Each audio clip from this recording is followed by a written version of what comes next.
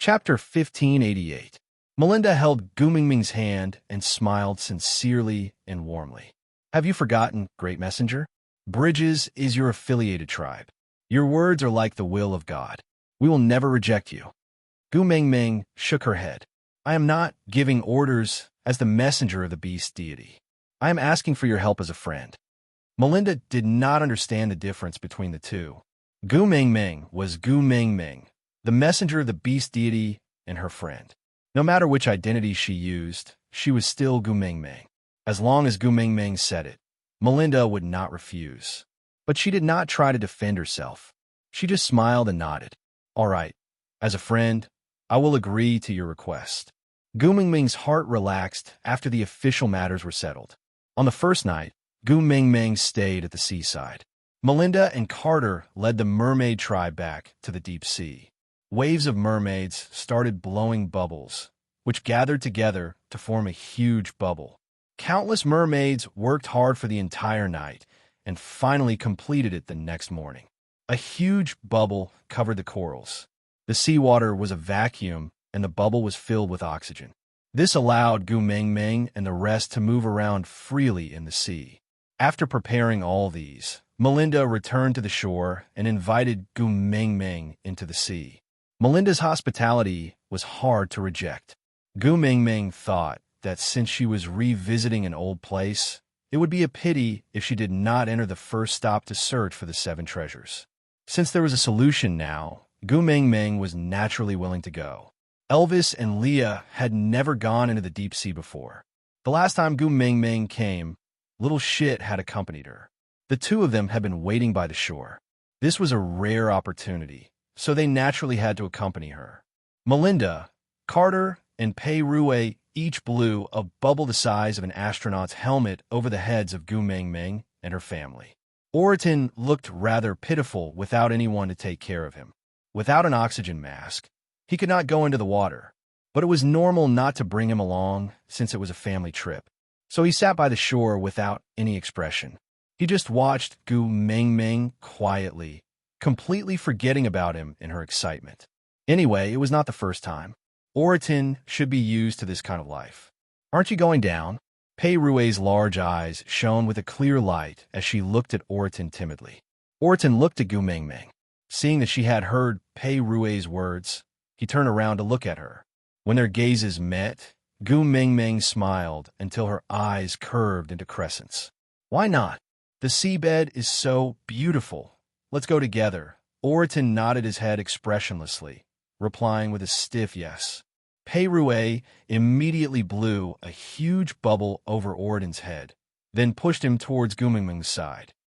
As he pushed, he said, You are good at everything, just that your personality is too awkward. If you want to go, just say it.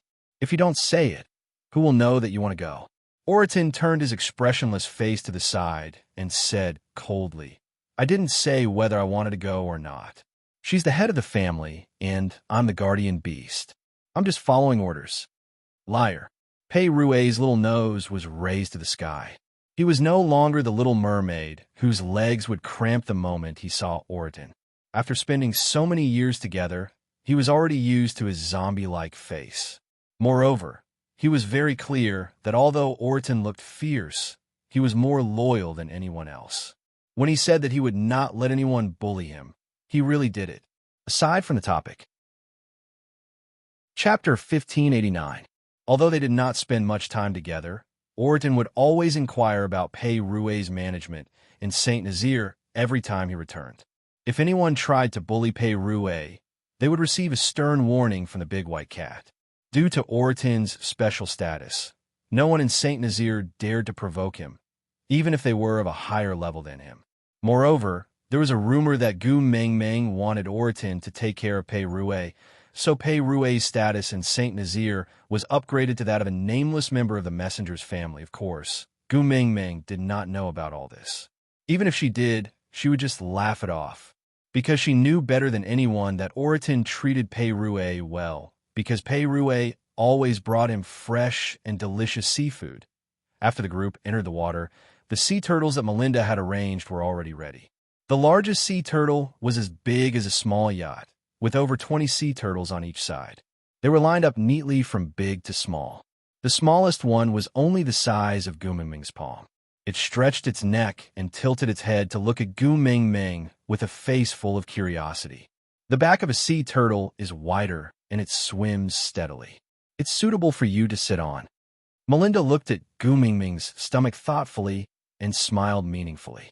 Gu Mingming placed one hand on her stomach and the other on Elvis's neck, allowing him to carry her onto the back of the sea turtle. Sitting steadily, Gu Mingming turned around and flashed a big smile at Melinda. You don't say. This is my first time riding a sea turtle. In my memory, only Xuanzang had such treatment when he was retrieving scriptures from the West. Haha, thanks to you, I can also experience the treatment of a senior monk from the Tang dynasty. Tap tap, tap tap tap tap. Bayu, Bayu, seeing that she was having fun, everyone's faces were full of smiles. The sea turtle warship swam steadily, but not too slowly. Gu Mingming could feel the impact of the water current on her. If not for Elvis supporting her, she would have been washed away. Leo was afraid that she would be uncomfortable if the water current hit her too hard, so he sat in front of her and blocked the impact for her. Heading downwards, they quickly reached the giant space bubble that Melinda had prepared for Gu Mingming. The sea turtle stopped outside the bubble, and Elvis carried Gu Mingming down from the back of the sea turtle before stepping into the bubble. Melinda poked lightly, and the bubble on Gu Mingming's head popped. Elvis, Leah, and Orton did not need anyone's help. They stretched out their claws and popped the bubble. Although it was also the first time for the three males to enter the deep sea, they kept their cool and naturally would not express their curiosity like Gu Mingming. Gu Mingming opened her arms wide and took a deep breath. So the air at the bottom of the ocean smells like this. It's a little salty and has a faint smell of seaweed. I didn't experience this smell the last time I was here because I had the kiss of the beast deity. Luckily, I can make up for it this time. Yeah. If I ever return to the modern world, I will tell those perfume sellers that their sea breeze perfume is trash. Elvis and Leah looked at each other and smiled. She actually wanted to return to the modern world, right? Even so, she still stayed for the sake of the two of them. Chapter 1590. Melinda held on to Gu Mingming's arm and said, If you like it, you can stay here for a few more days. I will ask the mermaids to take turns blowing air into this place. I guarantee that you will have an endless supply of deep-sea air. All right. Gu Mingming agreed readily. After all, the arrangement for the kiss of the ocean required time, and she had to stay here for a few days. Without water, the living corals quickly turned into dead corals. They no longer had the furry feeling they had when they were alive. Instead, they had a metallic luster and were as red as blood, giving off a luxurious vibe. Fortunately, this was the deep sea and it had not been overdeveloped by the modern world, so the corals were not considered precious items. Otherwise, Gu Mingming's heart would ache to see such a waste. The air bubble did not cover a large area, but there were 4 to 5 corals in total. Each of them was as tall as Elvis and had a thickness that 3 people could surround. Gu Mingming's eyes sparkled as she circled the corals. Melinda also followed Gu Mingming's gaze and sized up the corals. She really could not see anything different about them and could only ask, What's wrong with these corals? Is there anything special about them? Gu Mingming held onto the corals with one hand and supported her waist with the other. She tilted her head to look at Melinda and asked with a smile, Melinda, do you have many of these corals in your ocean? Melinda didn't understand, so she nodded. Gu Mingming rubbed her little hands together and asked again, Then, can I break off some of them to make a string of beads? Melinda thought Gu Mingming wanted to say something else. Was there a need to discuss such a small matter with her?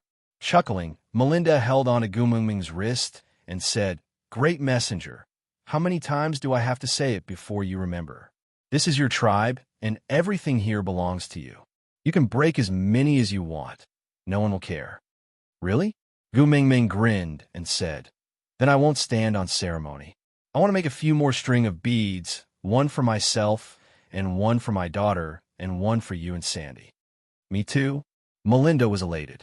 Previously, Carter had made an earring for her, and later on, Carter had made a second one for her to make a pair.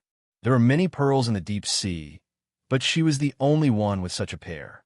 Now, even if many people did not recognize Carter, they would recognize the earrings on Melinda's ears. Once they saw this pair of earrings, they would know that they were from the messenger's tribe. Now, that Gu Mingming wanted to make the bracelets, and she also had a share. She was naturally very happy. Gu Mingming chuckled and said, "We're good friends. Of course we should share good things. You know what? Red coral is one of the 8 treasures of Buddhism. It can bring good luck to the wearer." "Buddhism?" Melinda asked curiously. Gu Mingming nodded. "Just like how you worship the beast deity, Buddhism is another kind of deity that the beast deity worships. I didn't believe it before, but after these few years, I have no choice but to believe it." Gu Mingming laughed at herself. The atheist Gu Mingming was now worshipped as the beast deity. This was really a resounding slap to her face. "Oh!" Melinda's eyes lit up. "The deity of the beast deity. How impressive was that?" Chapter 1591. With his permission, Gu Mingming started to instruct Elvis and Bu Lai to break off the corals, then use their sharp claws to cut them into small pieces, before slowly grinding them into a round shape. Fei Rui's technique of spitting water needles had already been perfected. One by one, he accurately pierced a small hole in the center of each coral bead without any deviation. After the beads were all polished, the problem was how to string them together. On land, they could use vines to make a rope, but this kind of rope could not withstand the corrosion of seawater and would definitely break after a long time in the water. If they were to use hair, it would be too thin, ugly, and hard to fix. Just as Gu Mingming was in a dilemma, Melinda gave a better suggestion. She said that there was a type of shellfish at the bottom of the sea. The flesh on the inside of the shell was coiled up, and after the flesh was removed, the tendons would be left. They were elastic and flexible, and could withstand the corrosion of seawater. The only problem was that this type of shellfish fed on venom.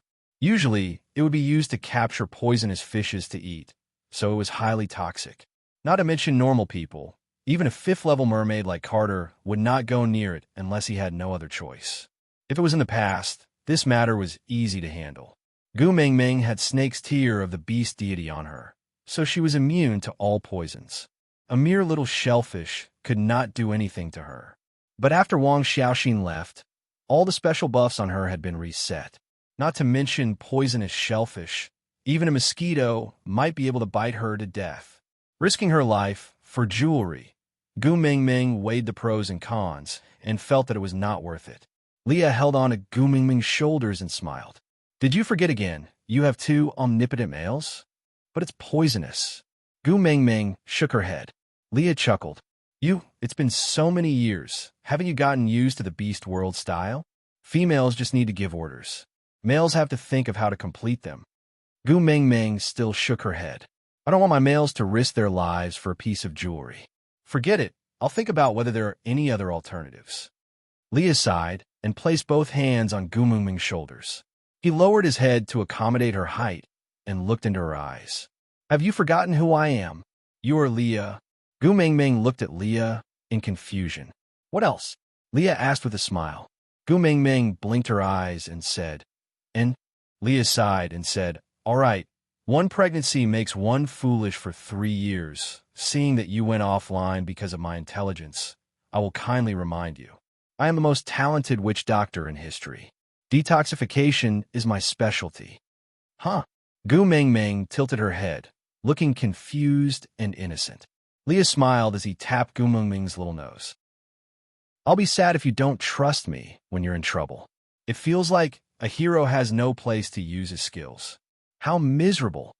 Gu Mingming burst out laughing and said, "It's not that exaggerated. I just can't bear to see you and Elvis get hurt." Leah kissed Gu Mingming's forehead and said, "Your reluctance certainly makes me feel warm, but Gu Mingming, I urgently need to show you my abilities. I look forward to you relying on me." Chapter 1592. "Yes, my queen." Leah kissed the back of Gu Mingming's hand teasingly before turning to leave like an elegant knight. Melinda was afraid that something would happen to Leah, so she asked Carter to personally bring some men to accompany Leah to retrieve the poisonous shellfish meat. Meanwhile, Melinda stayed at the coral dock to prepare a welcoming banquet for Gu Mingming. After all, this was the first time the messenger of the beast deity, the true leader of the Bridges tribe, had arrived at the bottom of the ocean after the establishment of the Bridges tribe. Naturally, they had to celebrate and at the same time show the strength of the tribe to the messenger. They hoped that the Bridges tribe was not only the messenger's tribe, but also the messenger's pride. Gu Mingming naturally had to attend the banquet, but the air at the bottom of the ocean was limited and not suitable for a bonfire. So to heighten the atmosphere, Melinda used large seashells to place many luminous pearls around the banquet. They were arranged in picturesque disorder, like a small mountain of luminous pearls. It was extremely extravagant. The entire banquet was filled with the sour stench of extravagance. Gu Mingming felt that she was the only one emitting the fragrance of poverty. Sigh, she had been the messenger of the beast deity once, and now she was the beast deity again. Gu Mingming felt that she was probably the kind of person who could leave her name in history. Others were at most uncorrupted, but Gu Mingming was so uncorrupted that she did not even have any sleeves. Yeah, she must take the coral beads this time. She must give Elvis and Leah one each. She could not be the messenger of the beast deity for nothing. It sounded impressive, but she had suffered so much that she almost lost her life. She would be letting herself down if she did not get some mental damage compensation. Thinking of this, Gu Mingming secretly ground her teeth. Elvis moved closer to Gu Mingming's ear and blew gently. He pointed at the luminous pearls and the seashells and asked, "Do you want one?" Gu Mingming nodded without hesitation. Snakel did not say anything else and went up to grab a handful and stuffed it into Gu Mingming's hands. "Here, take it and play with it." Gu Mingming instinctively looked around. Seeing that no one had seen them, she hurriedly put the luminous pearls back and said softly, "This does not belong to us. It's not good to take it just like that. Didn't Melinda say that this is your tribe and everything here belongs to you? You could take whatever you want. There's nothing wrong with that."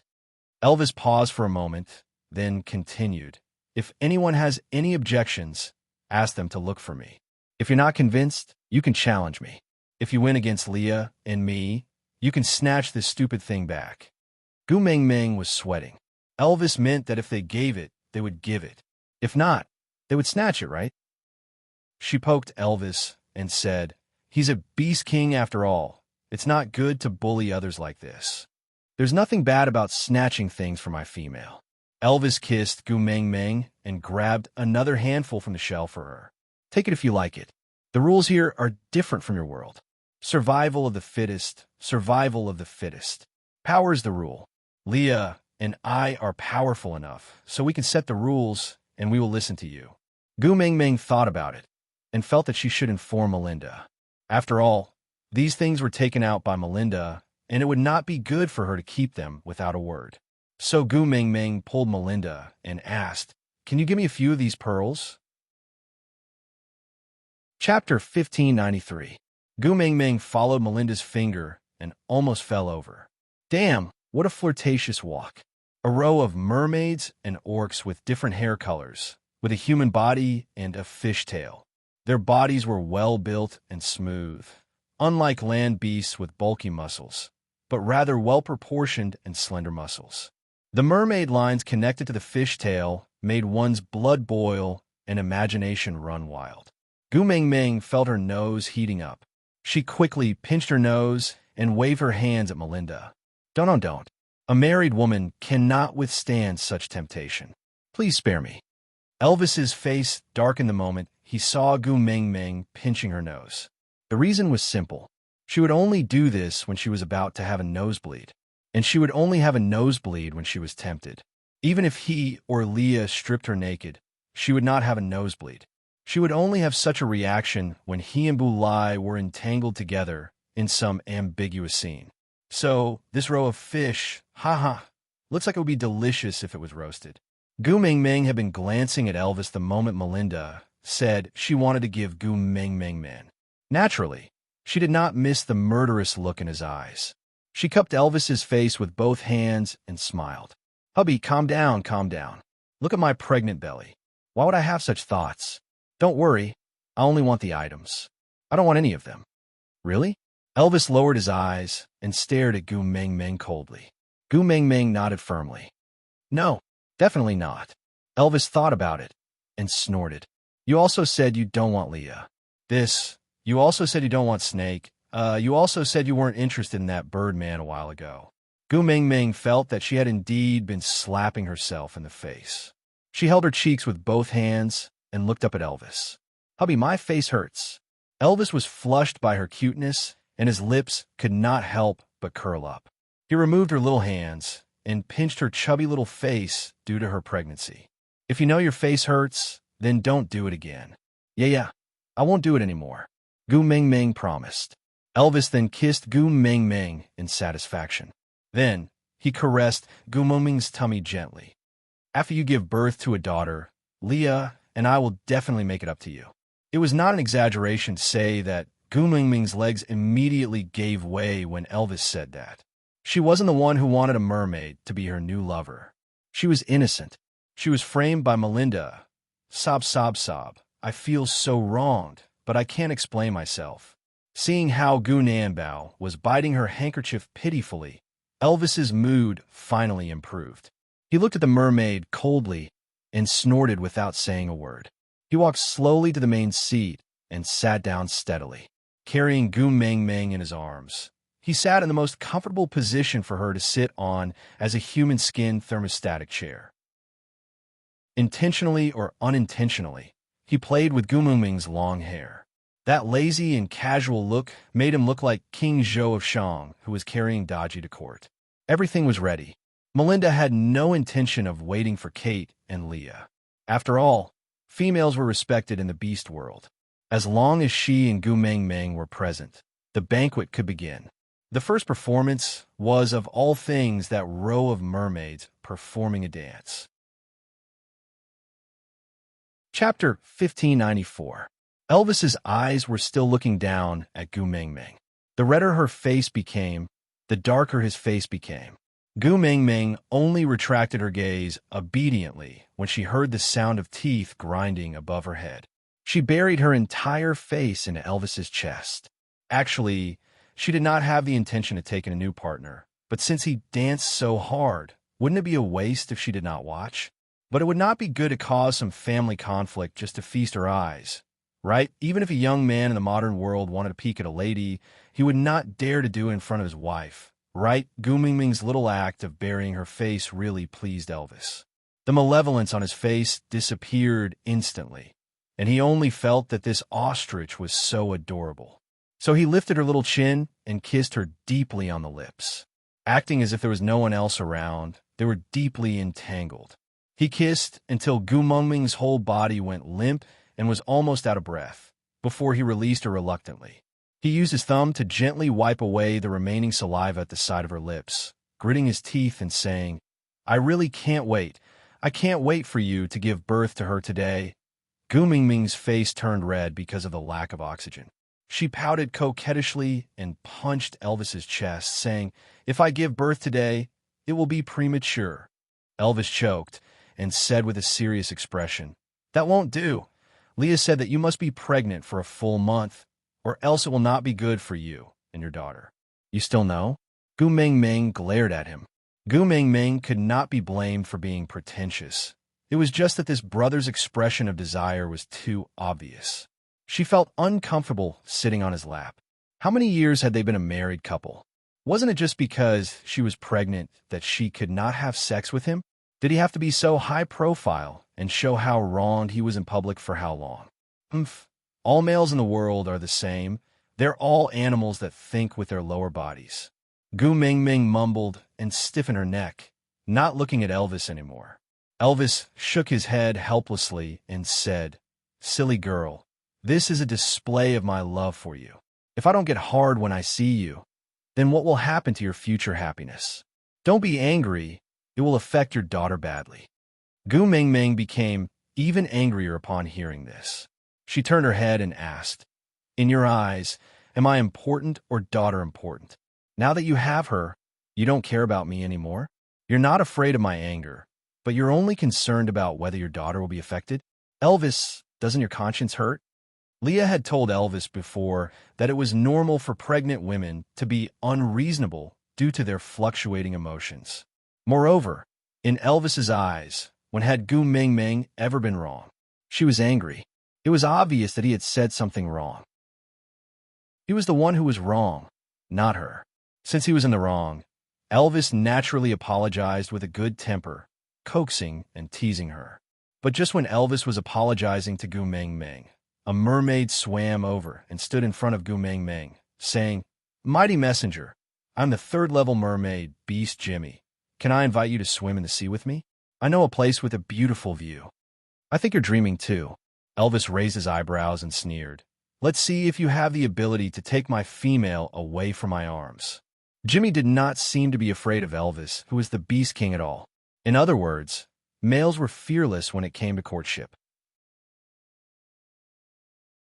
Chapter 1595. The corners of Elvis's lips curled up slightly, revealing a devilishly charming cold smile. "No, you are wrong. I'm not stopping you. I'm giving you a chance." Jimmy tilted his head and looked at Elvis, as if he did not understand what was going on. Elvis stood up and placed Gu Ming Ming on the seat. Then, he took an unknown fruit from the table and gave it to Gu Ming Ming. "Chow Ming, be good. Sit here and eat some melon and watch the show." "Hubby."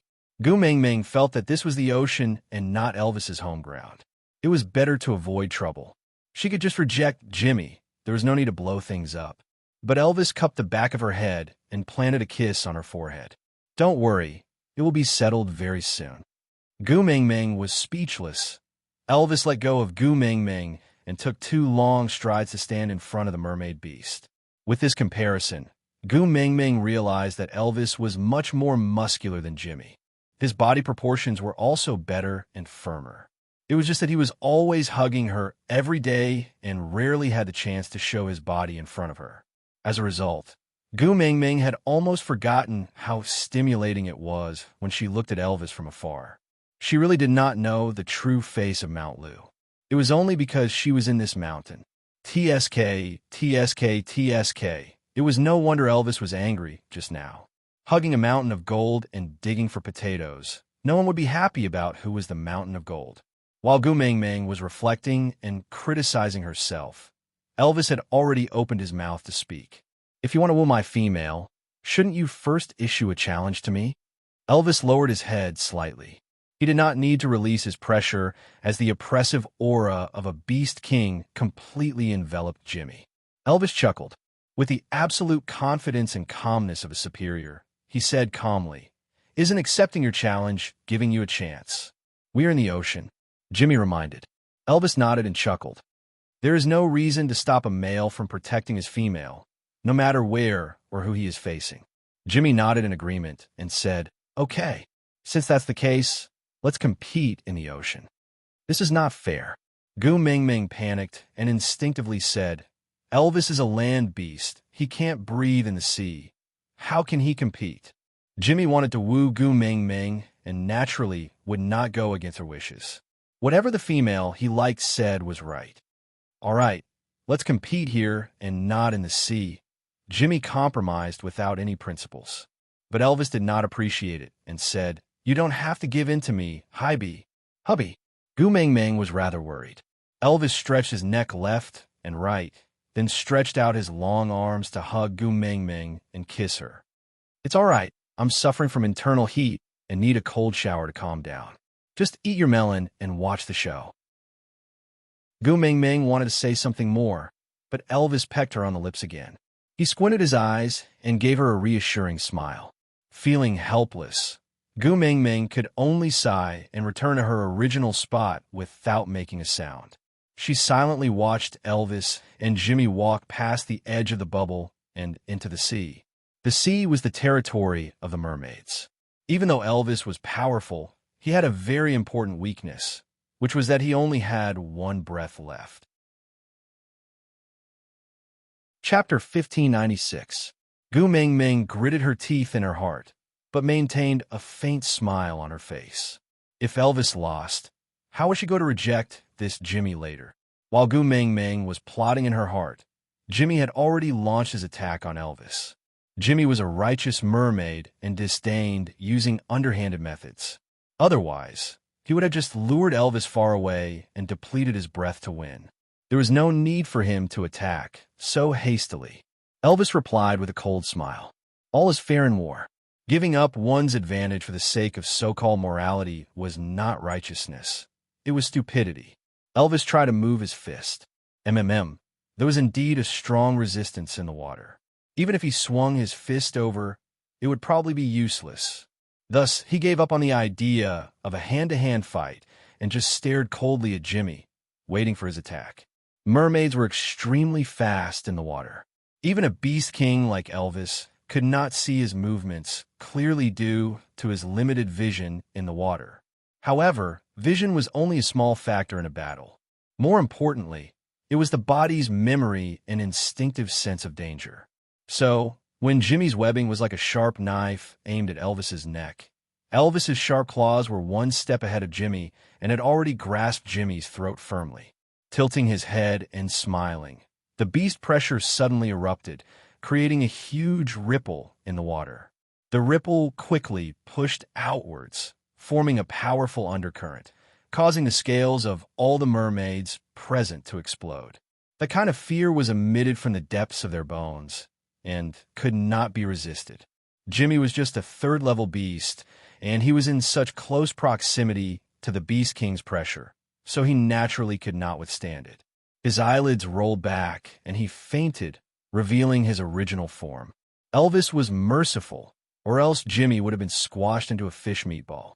It was not that Elvis had become merciful. It was just that Gu Ming was pregnant, and such a bloody and violent scene was not good for his daughter's prenatal education. She was a little female. As long as there was a beautiful fairy tale in the world, it would be fine. When Elvis carried the fainted Jimmy back into the bubble, the row of mermaids who were prepared to express their goodwill to Gu Ming all sat upright and still, not daring to act coquettishly in front of Gu Ming anymore. Elvis threw Jimmy in front of them and said calmly, "It doesn't look like he could take a beating. Take good care of him." Yes. The mermaids understood that Elvis was indirectly expressing one word, scram. Thus, the row of mermaids carried Jimmy, who had transformed into his true form, out of the bubble. At the same time, Leo was walking back with a thick bunch of poisonous shellfish tendons. He looked at Jimmy's corpse and then at Elvis. The two of them exchanged glances and instantly understood what was going on with this row of mermaids.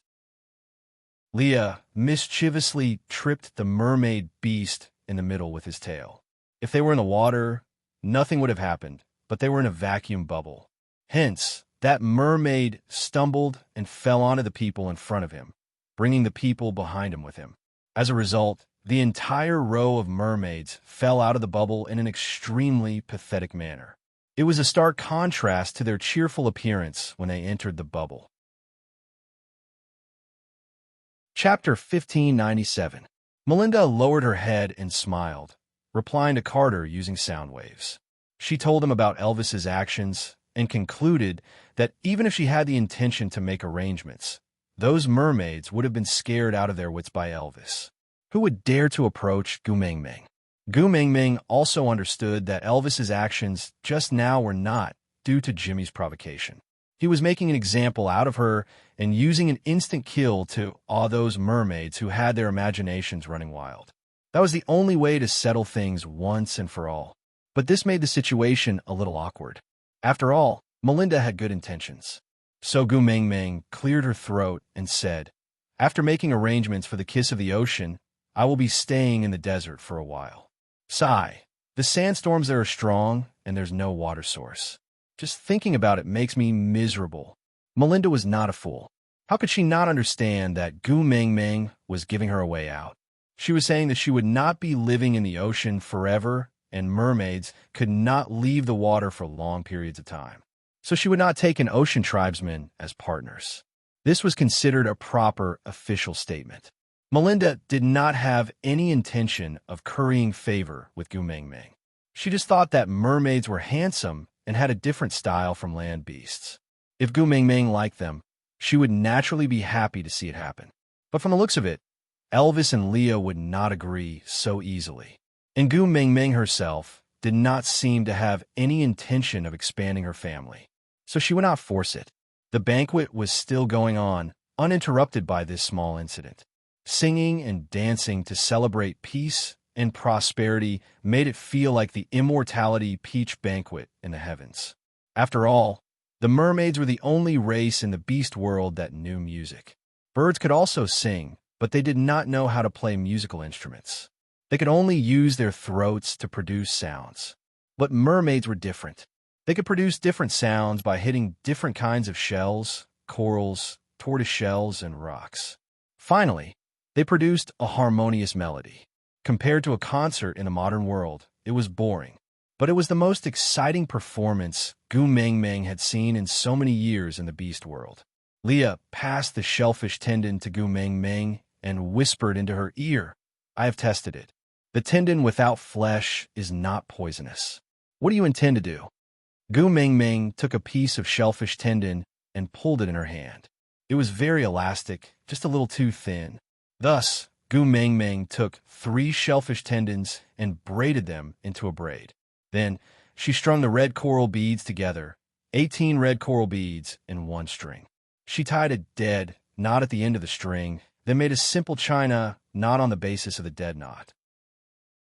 Below the china knot, she tied 2 pieces of scrap pieces of the red coral beads, and the red coral bracelet was completed. Gu Mingming wore the bracelet on her wrist and smiled at Elvis, asking, "Hubby, does it look good?" Elvis rubbed Gu Mingming's little head dotingly and indulgently.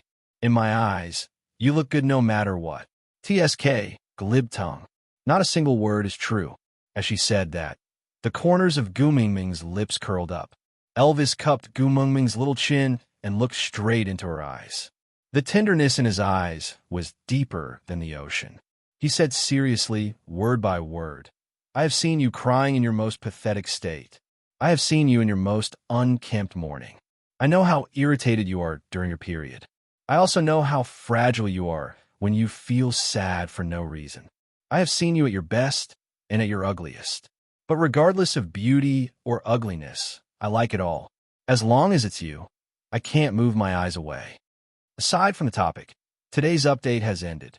See you tomorrow. Chapter 1598. Gu Mingming didn't answer Elvis and just pecked his chin sweetly. Then, she nestled in Elvis's arms and watched Melinda's performance as she knitted the bracelets. She wore the first one on her wrist, the second one for Elvis, the third one for Leah, and the fourth one for Melinda. Gu Mingming finished knitting the remaining corals and shellfish tendons. There were still 7 left. 4 sons, and the one in their tummies needed 5 bracelets. Sandy wanted 1 bracelet. There was still 1 left. Gu Mingming's gaze swept around and landed on Oratin's face. Although they did not have that kind of relationship, Oratin was still Gu Mingming's guardian beast in the eyes of outsiders. She had to at least maintain her image, so Gu Mingming gave the last bracelet to Oratin. Oratin was a straight man and did not have much interest in jewelry. He was more interested in the plate of meat in front of Gu Mingming. But as a male, he still had the bottom line. He really could not snatch a female's food. But Oratin did not mind, while Fei Rue liked it very much. His clear big eyes kept staring at the bracelet on Oratin's wrist. There was no lack of corals in the ocean, but the problem was that the poisonous shellfish was too difficult to obtain. He definitely could not get it by himself. And even if he got it, he did not know how to knit Gu Mingming's braids, nor did he know how to knit a china knot. So, the raw materials were all from the deep ocean. But as a prince of the ocean, he did not have such a bracelet. Sob, sob, sob. He really wanted it. Oratin looked at Fei Rue and raised his hand. "You want it?" Fei Rue nodded honestly. "Is it very obvious?" Oratin was expressionless. "Yeah, every time I see meat, it looks like this." Fei Rue smiled embarrassedly and did not reply. Oratin took off the coral bracelet from his wrist and handed it to Fei Rue. "This is for you." "Really?" Fei Rue's big eyes lit up. He looked at Oratin with admiration. But just as he was about to take it, he hesitated and lowered his head. This is a gift from the great messenger. Everyone in your family has one. If you give me yours, I don't mind, Oriton answered honestly. He wasn't consoling her. As long as Leah cooked regularly, he really didn't care about anything else.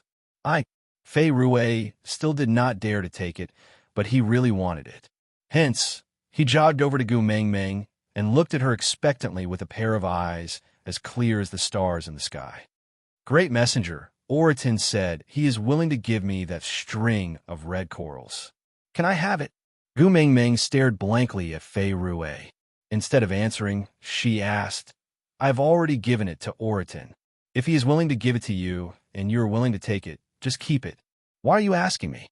Fei Rue smiled awkwardly and said, I was afraid that if I accepted that string of red corals, you would be angry with Oriton and not dote on him anymore. Gu Mengmeng almost choked on her saliva. She and Oriton were really just family in name, and Oriton probably did not need her pampering. In this family, the person he needed the most was probably Leah. Thinking about this, Gu Mengmeng's gaze drifted towards Leah.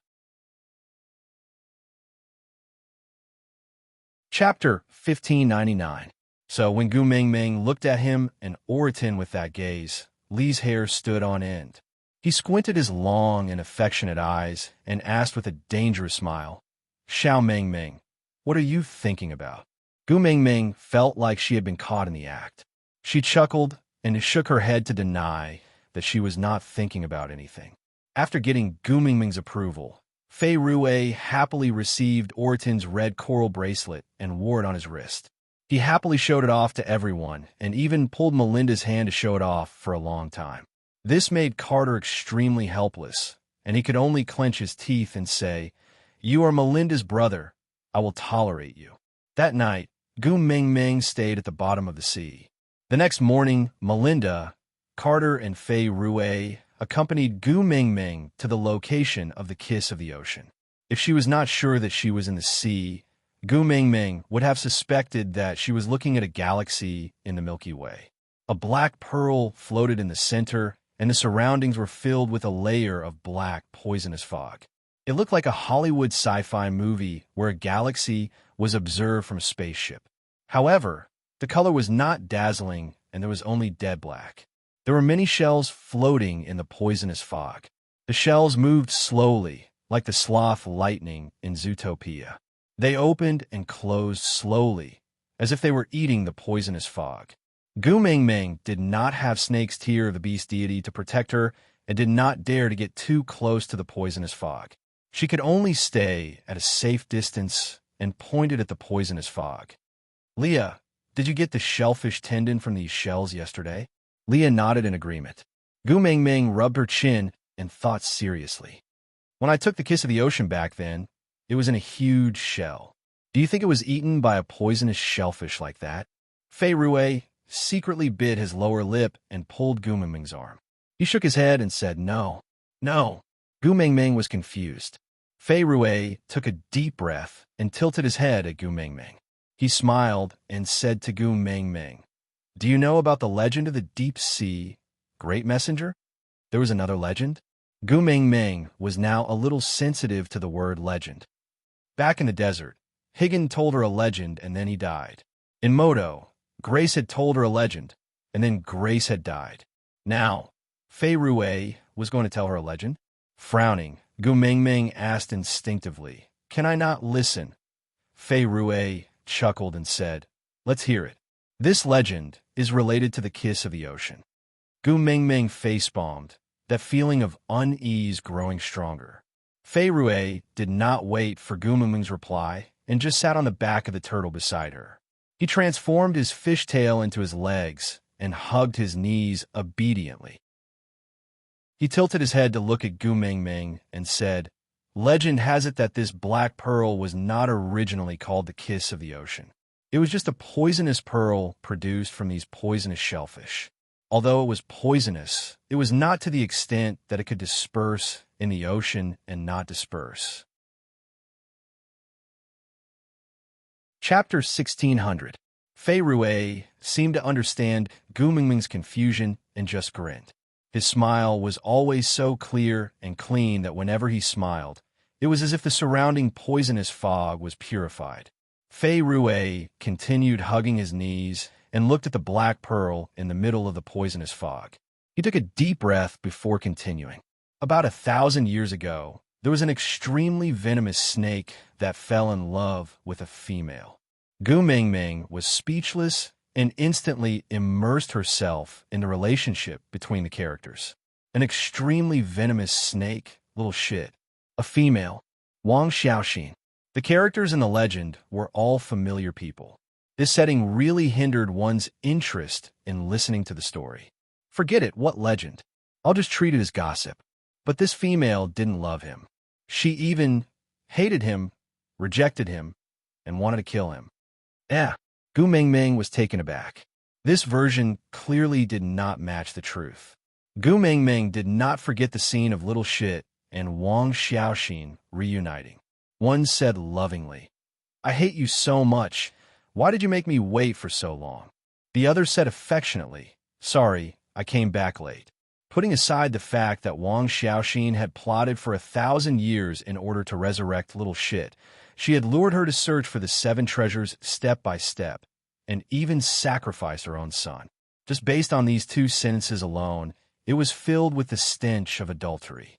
Even if it was not love enough to shatter the heavens and earth, it should be unforgettable. How could it not be love or even hatred? This was not logical, really not logical. Gu Mingming shook her head. "Did you remember wrongly?" Fei Rue looked at Gu Mingming in confusion. He shook his head seriously. There are not many legends in the deep sea, especially when the mermaid tribe has been the guardian of the kiss of the ocean for generations. So I will definitely not remember this legend wrongly. Gu Mingming pursed her lips. She could not figure it out, no matter how hard she thought about it. She could only raise her hand. "All right, continue. I will listen." Fei Rue nodded. Although the female was very resistant, that snake beast was unusually overbearing and unreasonable. He was also very powerful and unpredictable. In order to prevent the female's mate from finding her, he tied her up and hid her in the deep sea. As Fei Rue spoke, he turned to look at Gu Mingming. "The method that Melinda made for you was passed down from 1,000 years ago.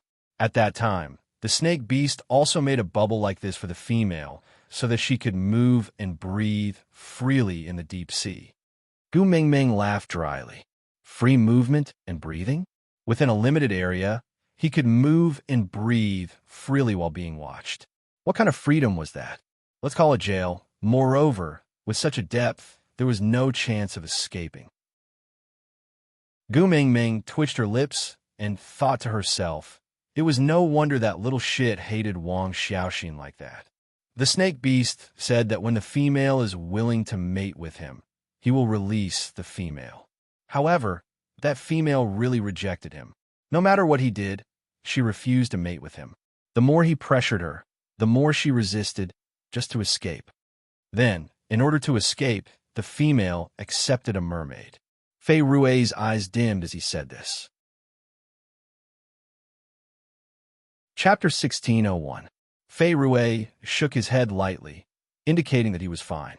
Then he asked Gu Mingming, "If it was you, would you accept someone you don't like just to escape?" Gu Mingming really wanted to shake her head and say no. If it was 5 years ago when she first came to the beast world, she might have said that. But what she had experienced in the past 5 years had taught Gu Mingming to lower her head to reality. Imagine, what if Cole had imprisoned her and forced her to mate with him? In order to escape and meet up with Elvis and Leo on land, Gu Mingming would definitely agree to mate with a certain mermaid. Not to mention that she would rather die than submit. Her life was still tied to Elvis and Lee's, and she was pregnant with a little one. If she died, Elvis and Leo would definitely suffer more than death. They would go crazy and destroy the entire beast world, including themselves. And Gu Mingming would never let that happen. So, the answer was obvious. Gu Mingming would definitely agree to accept a mermaid as a partner in order to escape. Although she was hesitant, Gu Mingming still nodded and said, "If it was me, I would have done the same." She could feel Elvis tightening his arms around her. She turned back to look at Elvis. Elvis's expression was solemn, as if he was hesitating for a long time before saying casually, "You did the right thing." Gu Mingming leaned into Elvis's arms and laughed softly, saying, "But this kind of situation will not happen to us anymore. You and Leah are both Beast Kings. There's almost no chance of success to kidnap me under your watch." Fei Rui smiled and did not expose Gu Mingming's words. Actually, as long as they did not care about the consequences, it was still possible. For example, they were at the bottom of the sea now. Even if Elvis and Leah were Beast Kings, they would not be able to unleash their full potential in such a deep sea. They just had to burst their oxygen bubble, and they could easily kidnap Gu Mingming. But in the deep sea now, the mermaids were all loyal to Gu Mingming. No matter how much they wanted to mate with Gu Mingming, they would not use such an extreme method. This was the fundamental difference between mermaids and snake beasts. Fei Rui knew that with Gu Mingming and Li's intelligence, it was impossible for them not to have thought of this possibility. But they had given the mermaid absolute trust, which was why they dared to follow them down to such a dangerous place. This trust was extremely precious, and the entire mermaid clan treasured it very much. Naturally, they would not do anything that would harm this trust. Since he didn't know how to do it, why would he say those words that would cause discord? Fei Rui withdrew his gaze and continued to look at the kiss of the ocean. The female isn't running away blindly. Although she's in the deep sea, she's able to communicate with the outside world through the mermaid. Her partner found the beach and started fighting with the snake beast. He fought with no regard for his own life, and the mermaid took the opportunity to take her away. Gu Mingming rested her chin on her hand as she listened to the story. Although Fei Rui only mentioned it casually, Gu Mingming was still shaken to the core. Little Shit's strength was already at the level of a demigod. What kind of price did Wang Xiaoxin's other partners have to pay to entangle him on the shore and give her a chance to escape? Just thinking about it made Gu Mingming shiver. Chapter 1602. The female managed to escape to the shore, but the mermaid could not leave with her. Fei Rui continued, because once on land, the mermaid would not have any advantage in battle. Not only could he not protect her, he might even be a burden to her. He could not waste the chance to escape that she had paid such a huge price for. So the mermaid decided to let the female leave by herself, while he returned to the sea to help her stall the snake beast, to fight for a chance of survival for her partners. Even if only one of her partners could leave this place alive, it would be a precious blessing to her. Gu Mingming caught an important point, which was that Wang Xiaoxin had agreed to mate with the mermaid, but this promise was not fulfilled in time, and the two of them were separated. In other words, the mermaid could not break through the level limit, and could at most reach the third level. A third level orc challenging a demigod-level snake beast? Calling a challenge was an exaggeration. It was practically suicide. With Little Shit's fighting style, one whip of the snake beast's tail could directly turn him into a fishball. The mermaid was obviously not the snake beast's match, but he still managed to stall the snake beast. Because he told the snake beast he stole the female when the snake beast was not around, and only he knew where the female was hidden. Fei Rui turned to look at Gu Mingming. Isn't this lie very clumsy? If he really stole the female, why did he come back and walk right into the trap?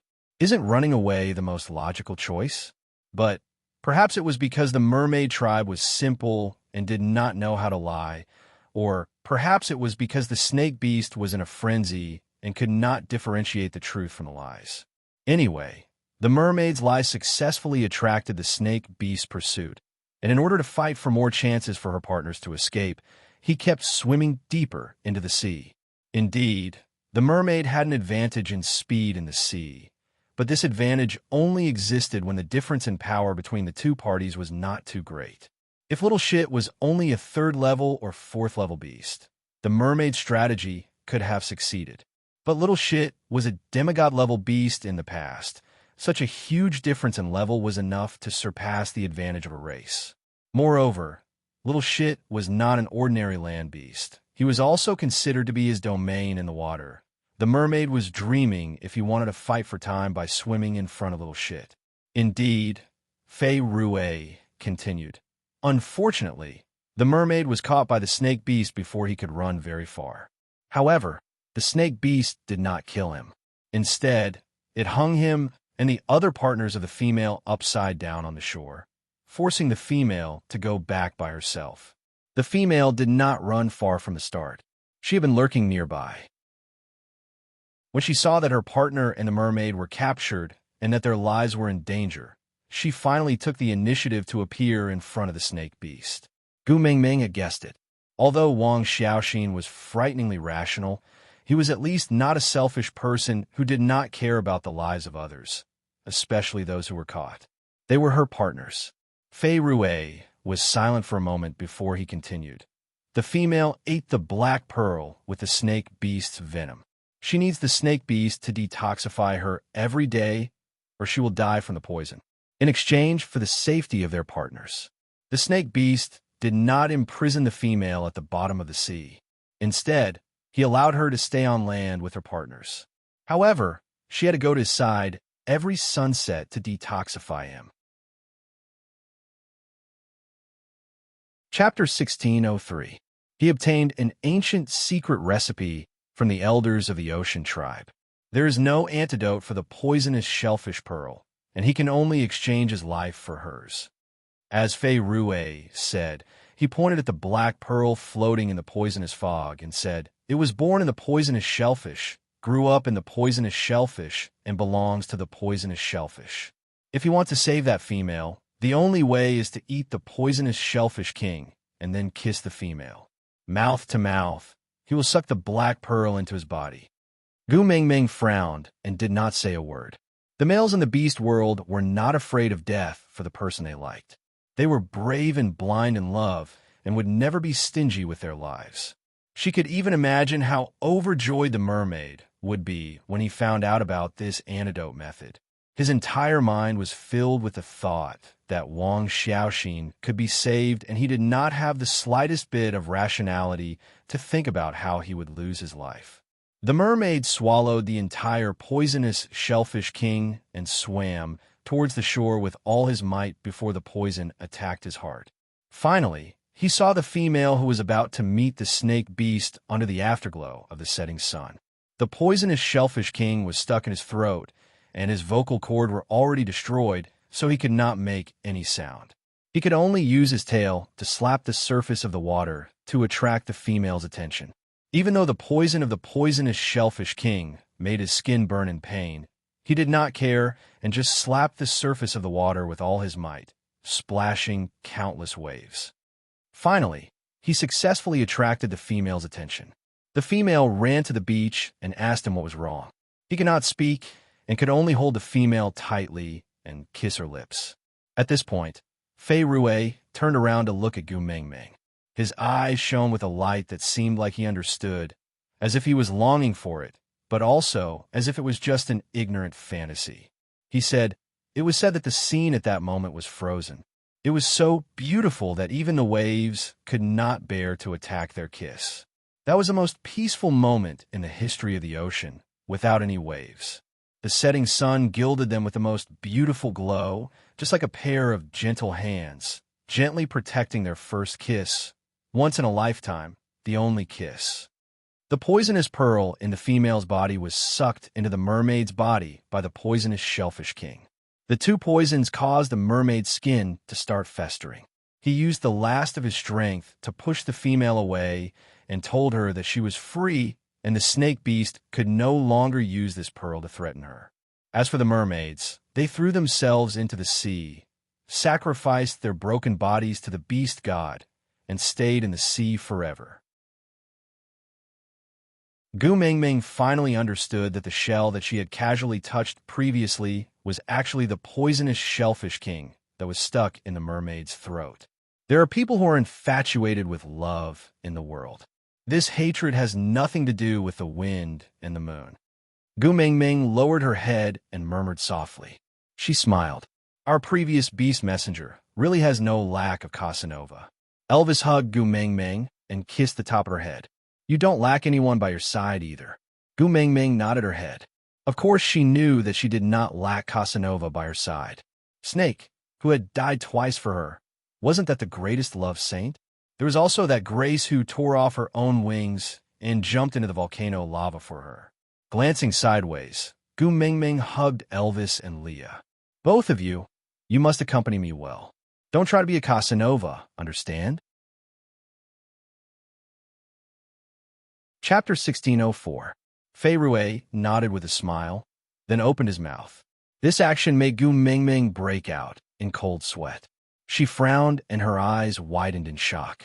She held onto Fei Rui's shoulders tightly with both hands. What did you do? Fei Rui was still smiling. His eyes were as bright as the stars, clearer than the ocean, and more flawless than the moonlight. I'm the Prince of Bridges, and also a tribesman of Saint Nazir. Fei Rui smiled as he spoke, but the blood trickling down from the corner of his lips stung Gu Mingming's eyes. Fei Rui's bright smile was tainted with a heart-wrenching pain. Moreover, I like the Great Messenger the most. I want to protect the deep-sea line and also the Great Messenger. Gu Mingming shook her head. Tears streamed down her cheeks as she reached for Fei Rui's throat, wanting him to spit out the poisonous Shellfish King. But Fei Rui grabbed Gu Mingming's hand and left a mark on the back of her hand. Then he smiled at Gu Mingming. Great Messenger, don't be sad. My death can protect the entire ocean. It is my honor. After saying that, Fei Rui leaned back and charged into the poisonous mist. That pair of eyes that were as bright as the stars were smiling the entire time, looking at the crowd not far away. His most precious sister was there, but his brother-in-law was really reliable. He would protect Melinda well, so there was no need to worry. His most important friend was there. But Lee's cooking was so delicious, Oriton should be living a blissful life. His most beloved Great Messenger was there. Oh no, the Great Messenger was crying. But it was all right. Her partner was so strong and loved her so much. He would definitely be able to coax her. Sorry, Great Messenger, I didn't want you to cry. But I still feel very blessed to have all of you send me off on my last journey. Forgive me for my selfishness. I really don't have the courage to complete my last journey alone. Finally, thank you for listening to my long story. Fei Rui dispersed the poisonous fog. He turned around in front of the kiss of the ocean and swallowed it into his stomach.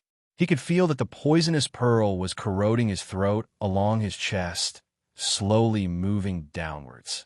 Great! It was sucked into the shell by the poisonous Shellfish King. Fei Rui heaved a sigh of relief. Then he slowly closed his eyes. It was as if the Milky Way in the night sky had disappeared. There was not a single star left. Fei Rui, Gu Mingming felt a burning sensation in her chest. She screamed at the top of her lungs, as if it was tearing her entire chest apart. How could this be? Why would Fei Rui do something so unexpected? Yesterday, he was still acting coquettishly towards her, asking her if he could accept the bracelet Oriton gave him. But today Melinda stepped forward and held Gu Mingming's wrist. Her eyes were red, but she tried her best to smile. She said to Gu Mingming, Great Messenger, don't cry. Brother has long decided to do this. This is his mission. He is honorable and not tragic. Did you already decide to do this? Gu Mingming looked at Melinda with reddened eyes. Melinda nodded and replied, Ever since the day the kiss of the ocean reappeared in the deep sea, Brother has been preparing for this. Then why didn't you stop him? Gu Mingming didn't want to blame Melinda, because she knew that Melinda would be the most upset about Fei Rui's death. But she couldn't help it. Chapter 1605. I stopped him. Melinda glanced at Gu Mingming and then at Elvis. She didn't continue. Gu Mingming choked. She narrowed her eyes and asked Melinda, So, those mermaid males you arranged yesterday? Melinda nodded and said, They're the most outstanding mermaids that I chose. They are willing to exchange their entire lives for a kiss from you. Gu Mingming really didn't know what to say. Her heart ached for Fei Rui, but other people's lives were also lives. Melinda seemed to know what Gu Mingming was thinking about.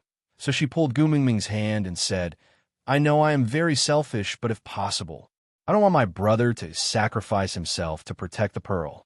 So I prepared those. Gu Mingming shook her head and said, I don't blame you. Yes, She had no right to blame Melinda.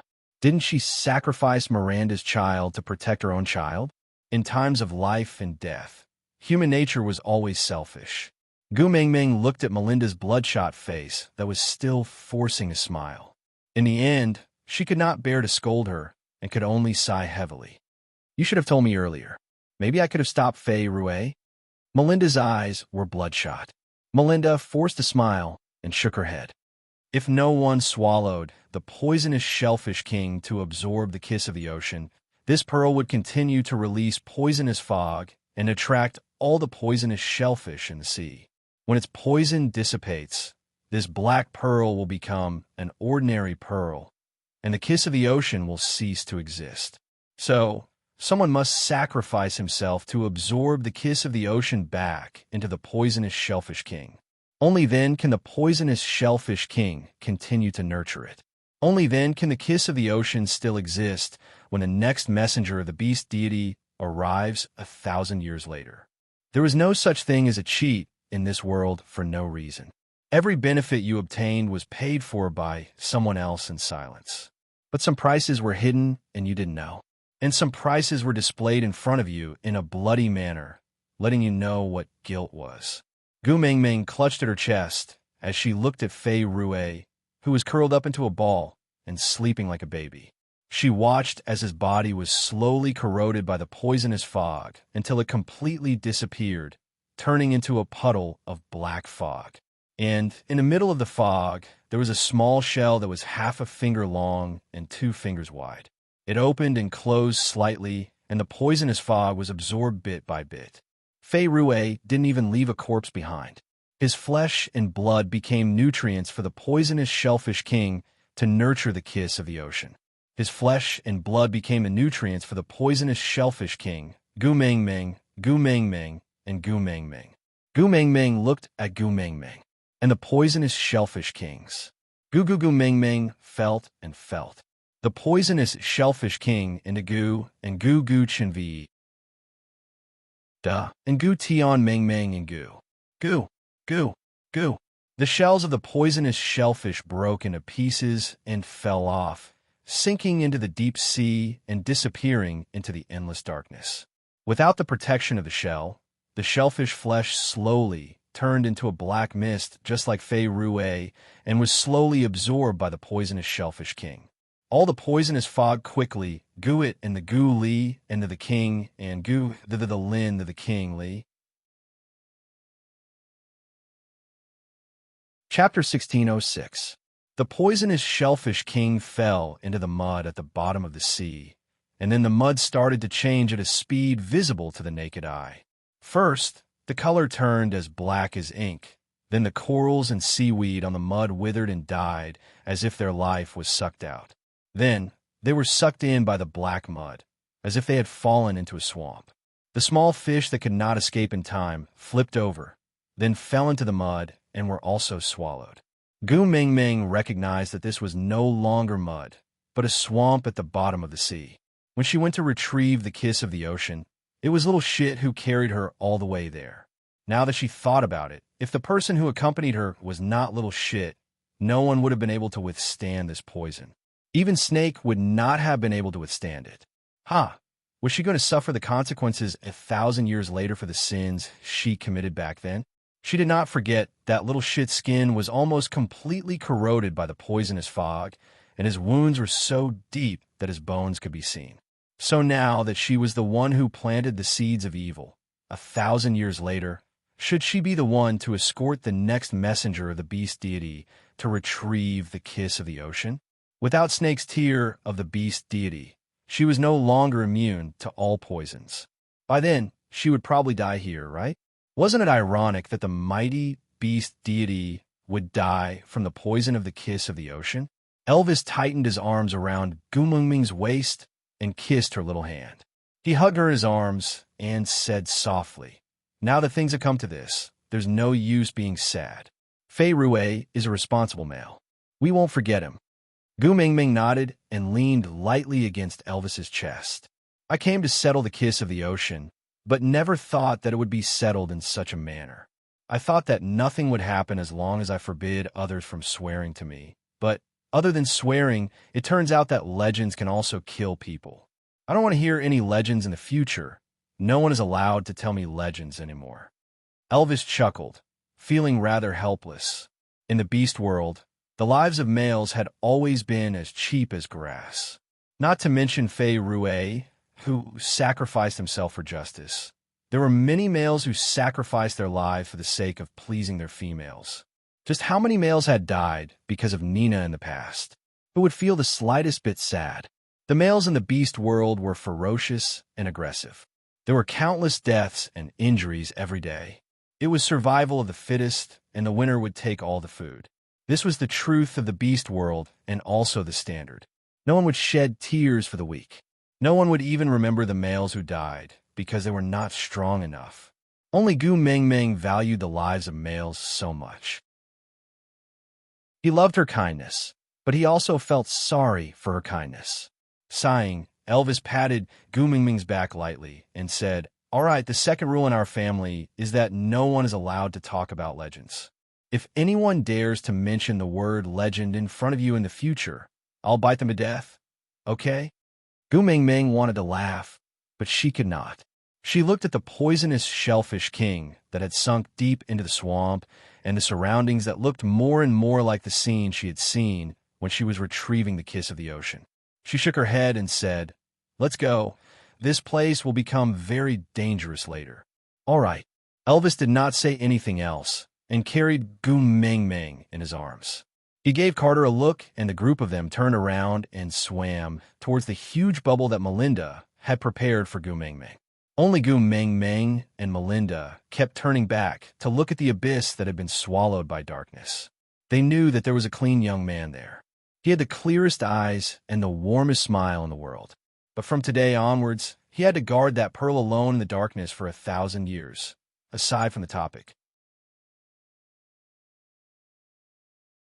Chapter 1607.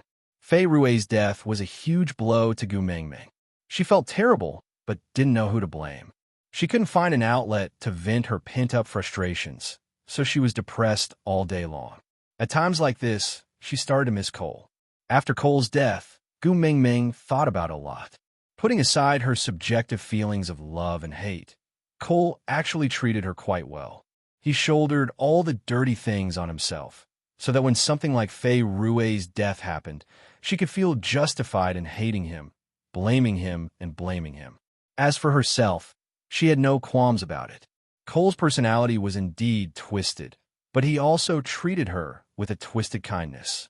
Elvis and Leah didn't want Gu Mengmeng to stay in the deep sea, so they briefed Carter on the tribe's operations, as well as the matters to take note of when protecting the kiss of the ocean before leaving the deep sea with Gu Mengmeng. Surprisingly, Oriton, who had always been a glutton, didn't pester Leah for food. His face was still expressionless, but solemn. After reaching the shore, Oriton asked Gu Mengmeng, "Are you feeling terrible?" Gu Mengmeng looked at Oriton in confusion. Oriton pursed his lips and added, "It's about little Fei Rue."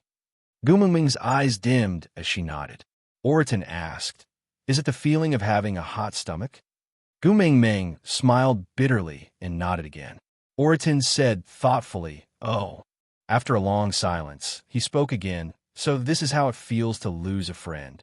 Gu Mengmeng looked at Oriton in confusion.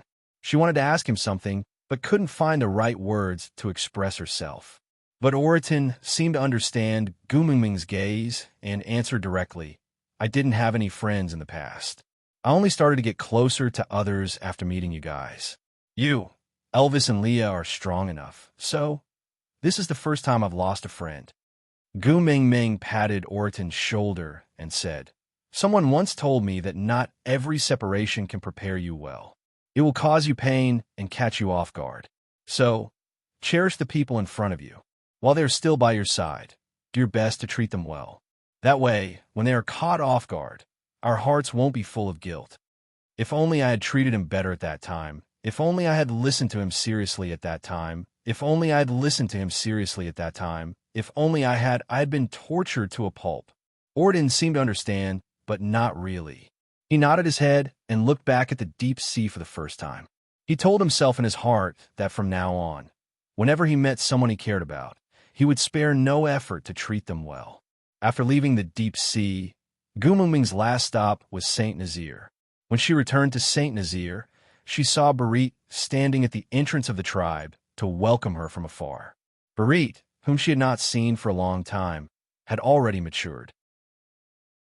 He was no longer the lone, brave young man who blindly obeyed Gumingming's orders and helped her escape from Saint Nazaire regardless of the consequences.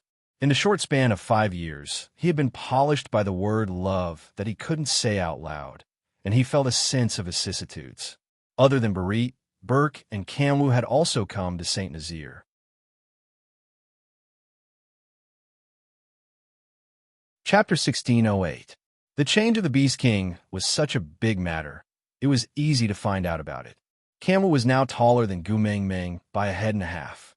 If Gu Mengmeng wanted to hug her son, she had to first wave her hands and make her son bend down.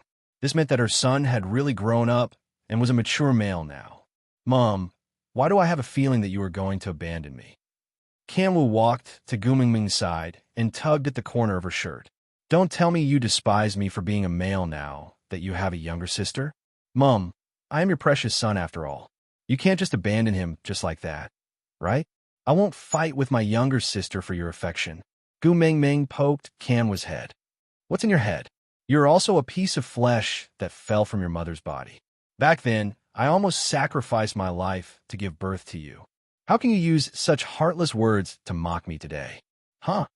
Mom, I was wrong. Hee hee." Kamwu had always been a straightforward person. Seeing Gu Mengmeng poke him, he did not get angry and just laughed dryly. Gu Mengmeng sighed. "But Kamwu, Mom can't follow you for the rest of your life. Your second brother also has his own things to do. You have to grow up and learn to be independent." Upon hearing that, Kamwu immediately exploded. "Mom, are you still going to abandon me? Then how about this? Mom, I found you a new lover. He's quite fun. Why don't you?" Before Kamwu could finish his sentence, he was sent flying by Elvis's kick. His face was so black that ink could drip out from it. "New lover?" Elvis clenched his teeth and squeezed out word by word. "Do you want to die? MMM?" Gu Mengmeng hurriedly stopped Elvis. She patted his chest and said, "Children speak without thinking. They are just children talking nonsense. Why are you throwing a tantrum? Domestic violence isn't right."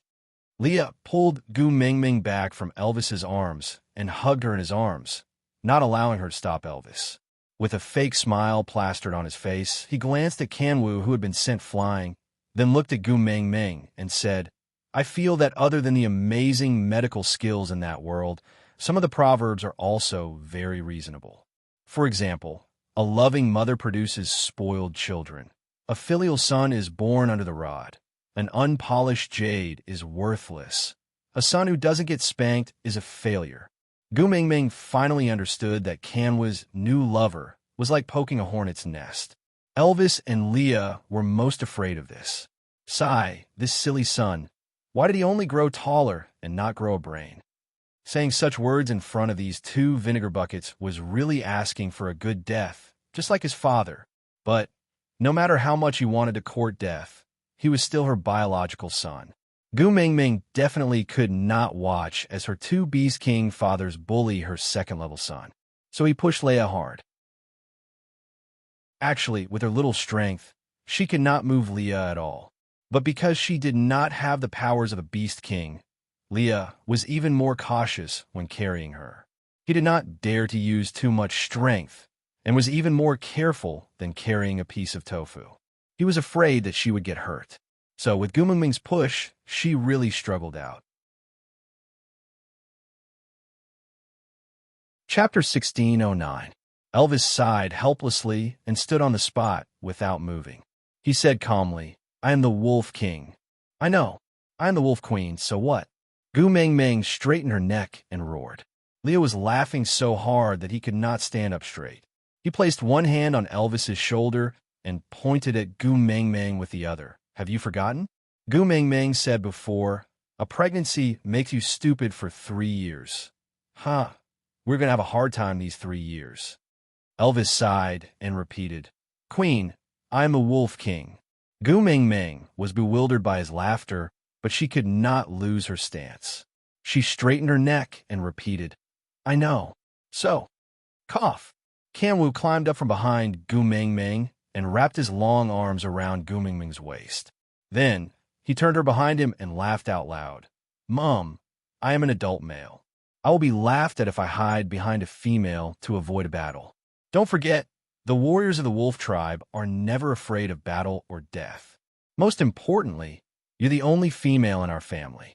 Whether it's your two crazy partners or us four brothers, none of us are cowards who hide behind you when you're in danger. Instead, we're the armor that stands in front of you. You're the one who should be protected, understand?" Gu Mingming was a little touched by her son's words, and her eyes watered instantly. "Son," before Gu Mingming could say her touched words, Kanwu laughed suddenly and said, "Moreover, Mum, you are really a little silly now. Your crazy partner is the Wolf King. If he wants to kill me, he doesn't even need to step on your corpse. He just has to stand there and stare at me, and I will definitely die.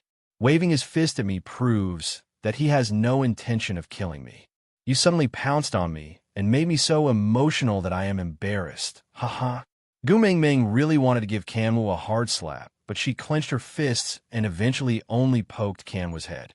She comforted herself by saying, "Biological son, you are really my biological son." Kanwu grinned foolishly and hugged Gu Mingming's shoulders, saying fawningly, Mum, seriously, why didn't you get to know that new lover? Thick brows, good skin, broad shoulders, narrow waist, and perky butt. Bang! Before Hu Jinwu could finish his sentence, he fell heavily onto the ground. Just as he said, Elvis did not even move his feet. He just raised his eyebrows, and Kanwu was already sprawled on the ground, unable to get up. "Mom!" Kanwu begged for mercy and howled. Gu Mingming glanced at him coldly and said, "You can just speak. Why are you so touchy? Release my son now." Elvis took a deep breath and did not let go of Kanwu. Instead, he walked to Gu Mingming's side and pulled her into his arms. He looked straight at Gu Mingming with his blue eyes and asked, "Do you have any thoughts about the new lover he arranged?" "No," Gu Mingming answered without hesitation. These two words successfully pleased Elvis. Elvis nodded and let go of Kanwu. He looked down at Kanwu from above and said, "Brat, if you try to shove people under my nose again, I don't mind permanently paralyzing you and making you a boneless wolf for the rest of your life."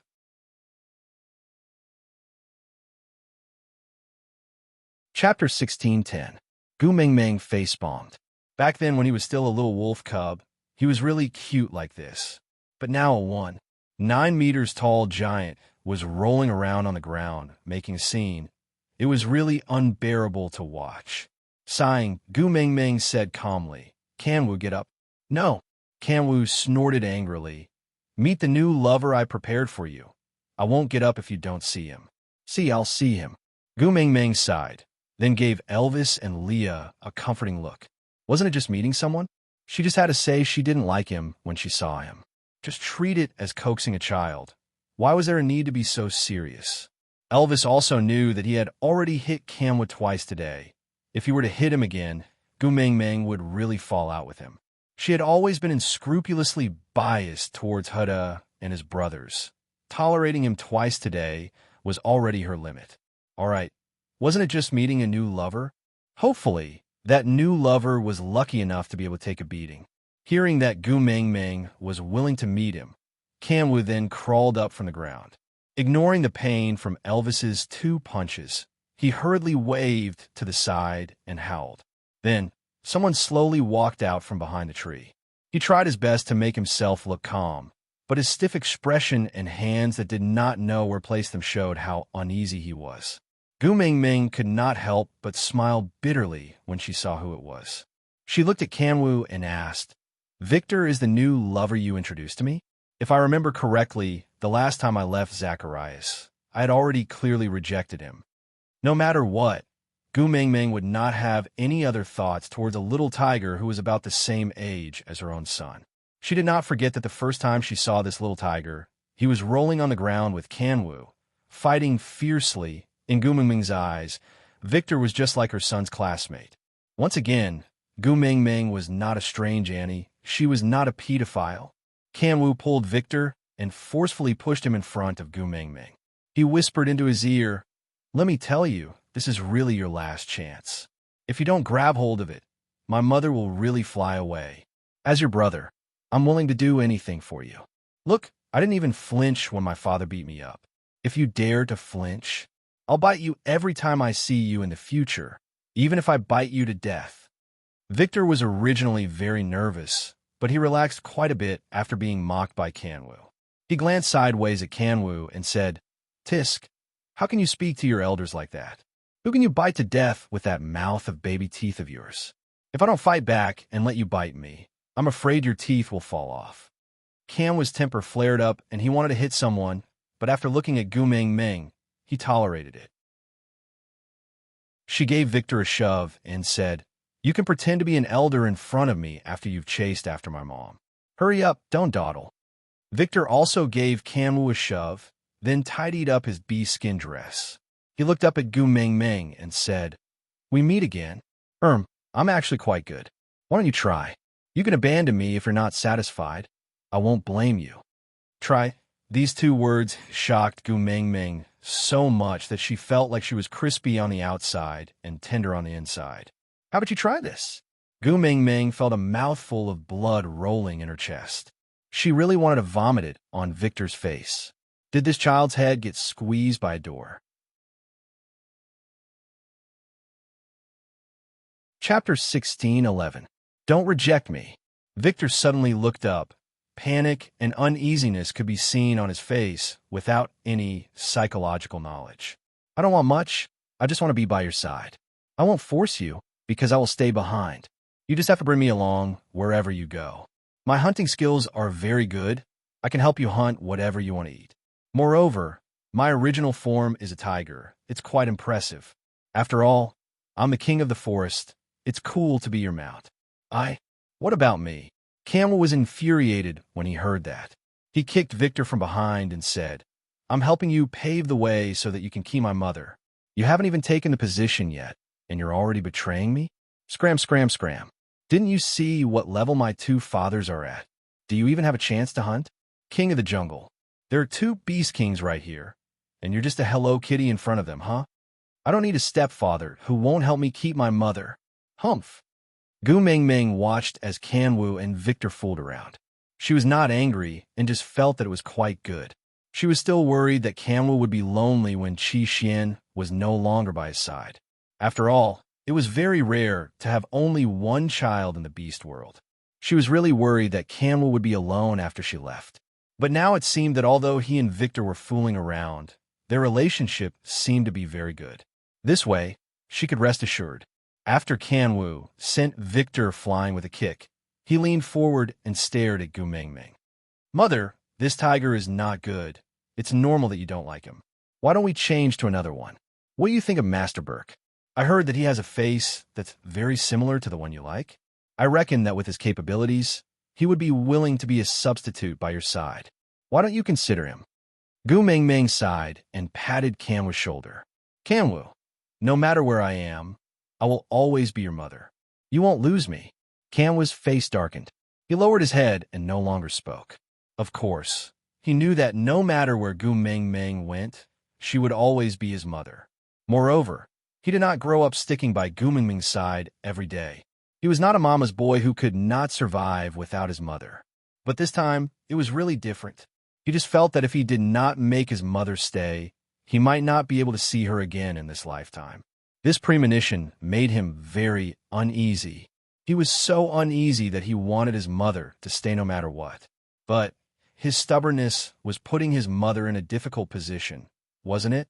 He shouldn't have mentioned Borg.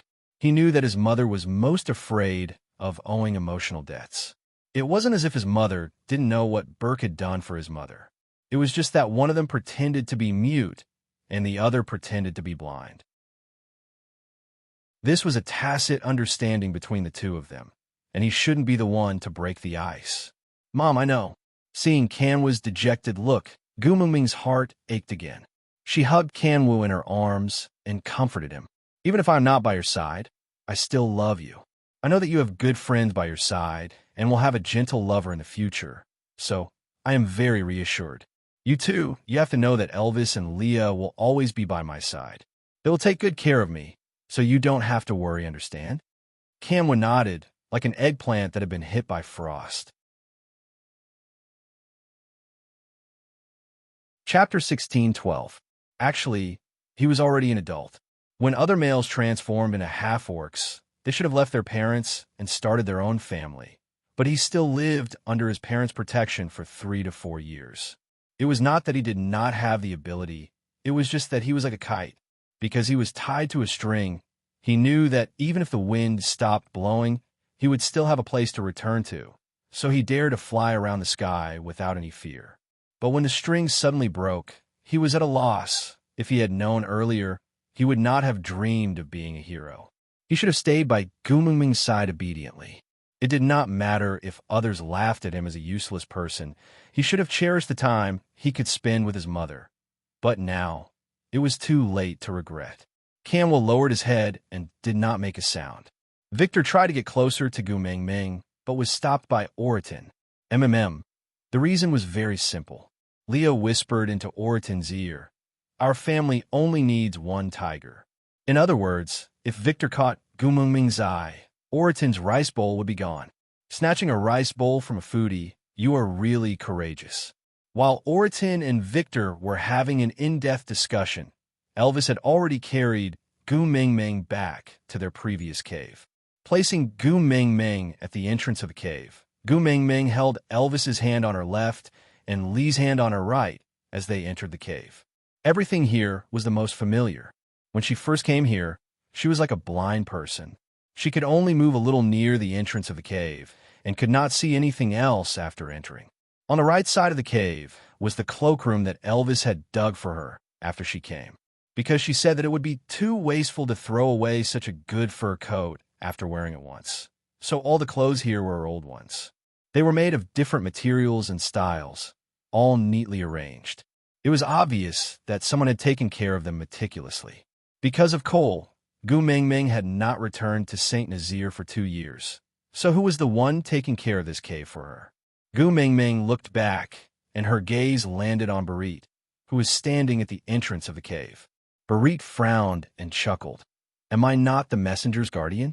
The messenger is not around, so I have to take good care of her things." Gumingming returned an apologetic gaze and chuckled. "Barit, these few years it's been hard on you. It's what I should do. Who asked me to owe you?" Barit's gaze was filled with melancholy. There was an indescribable bitterness, but also an indescribable pleasure. Gumingming shook her head and said, "No, Barit, you don't owe me anything.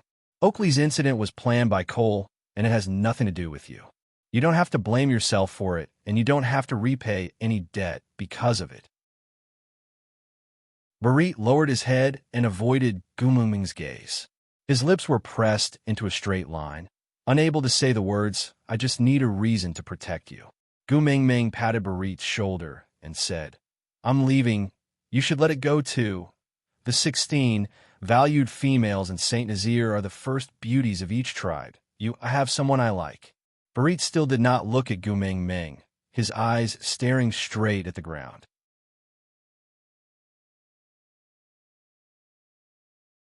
Chapter 16:13. Barit did not look up the entire time. He opened his mouth, but the words that had been swirling in his chest were eventually crushed and reshaped between his teeth.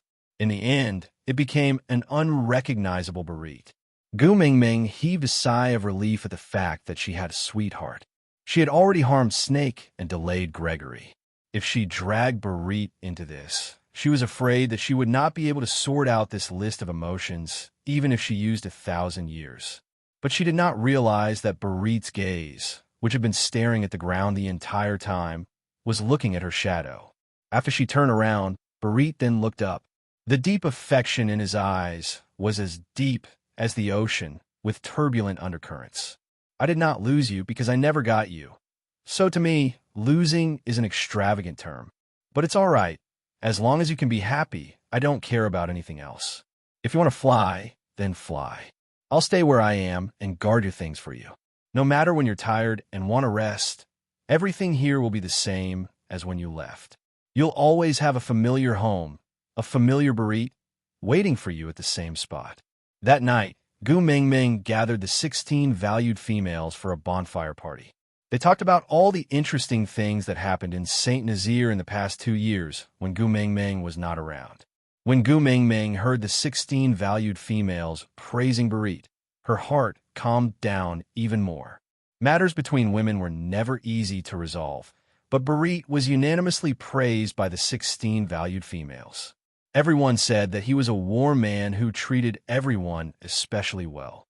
Gu Mingming jokingly said that Barit was like the central air conditioner of Saint Nazaire, but Barit just smiled without saying a word. He was nice to the 16 valued females only because they were chosen by Gu Mingming. And every time he mentioned the 16 valued females, Gu Mingming would always have a proud look on her face. How was he warm to the 16 valued females? He was just guarding the things that she was proud of. It was no different from guarding the old clothes in that cave. Gu Mingming stayed in Saint Nazaire for a full 2 months, walking through every inch of the land. It was the salt lake where Elvis had first met her. She had molested Elvis here and tried to kill herself here. She had made a ruckus there for a long time. The platform of the deity's punishment when she first met Leah. At that time, she had even called Leah Beauty and Leah Daddy. She had also saved Barit, who was on the brink of death there, and even fought with Nina there. Because of a nosebleed, Sandy had caused such a ruckus that she thought she was going to die.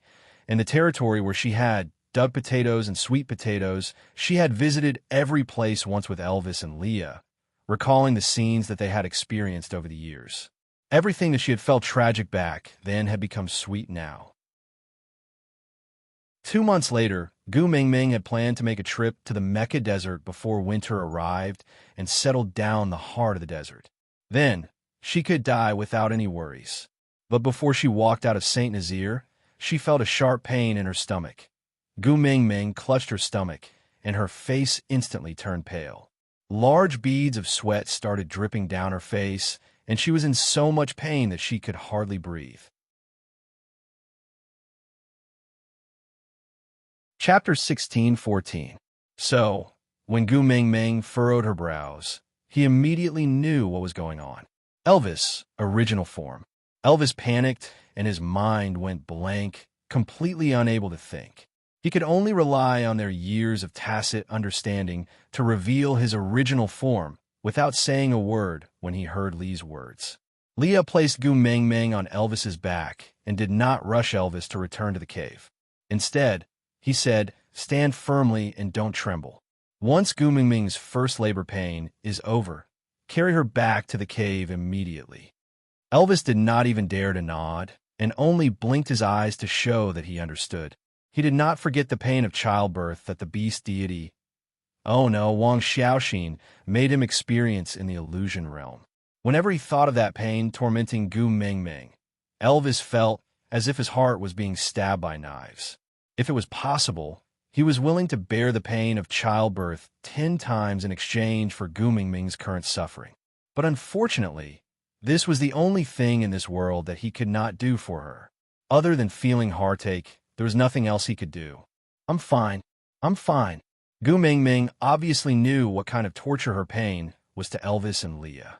She tried her best to smile.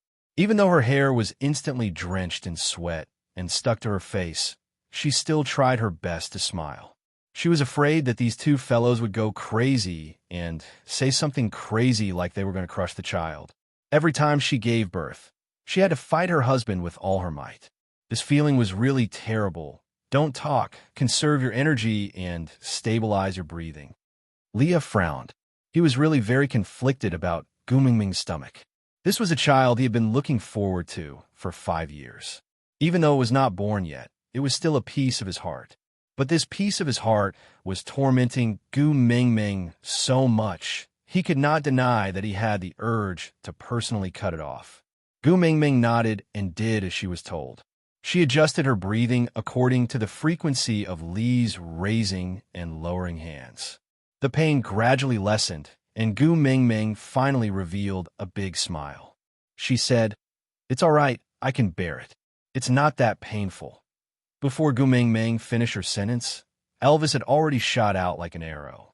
Before Gu Mingming could scream, Elvis had already placed her on the beast skin bed in the cave. Gu Ming Ming did not know if she should say out loud. Bringing a pregnant woman.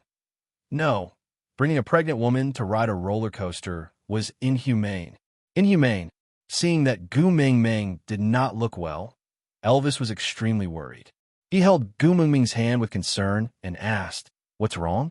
Does it hurt again?" "Huh?" Gu Ming Ming snorted and turned her head away, not wanting to talk to this idiotic husky. Once Leah entered the house, he immediately asked Elvis to start a fire, while he quickly cooked all the food in the house, in preparation to replenish Gu Ming Ming's energy at any time. Oriton received Lee's orders and brought the males of Saint Nazaire out to hunt. Even though the males of Saint Nazaire would always be out hunting at this time of the year, and the surrounding tribes were already used to it, but this time, the two messengers had left their caves, and the males were in a killing frenzy. No matter how big or small they would not let anything go.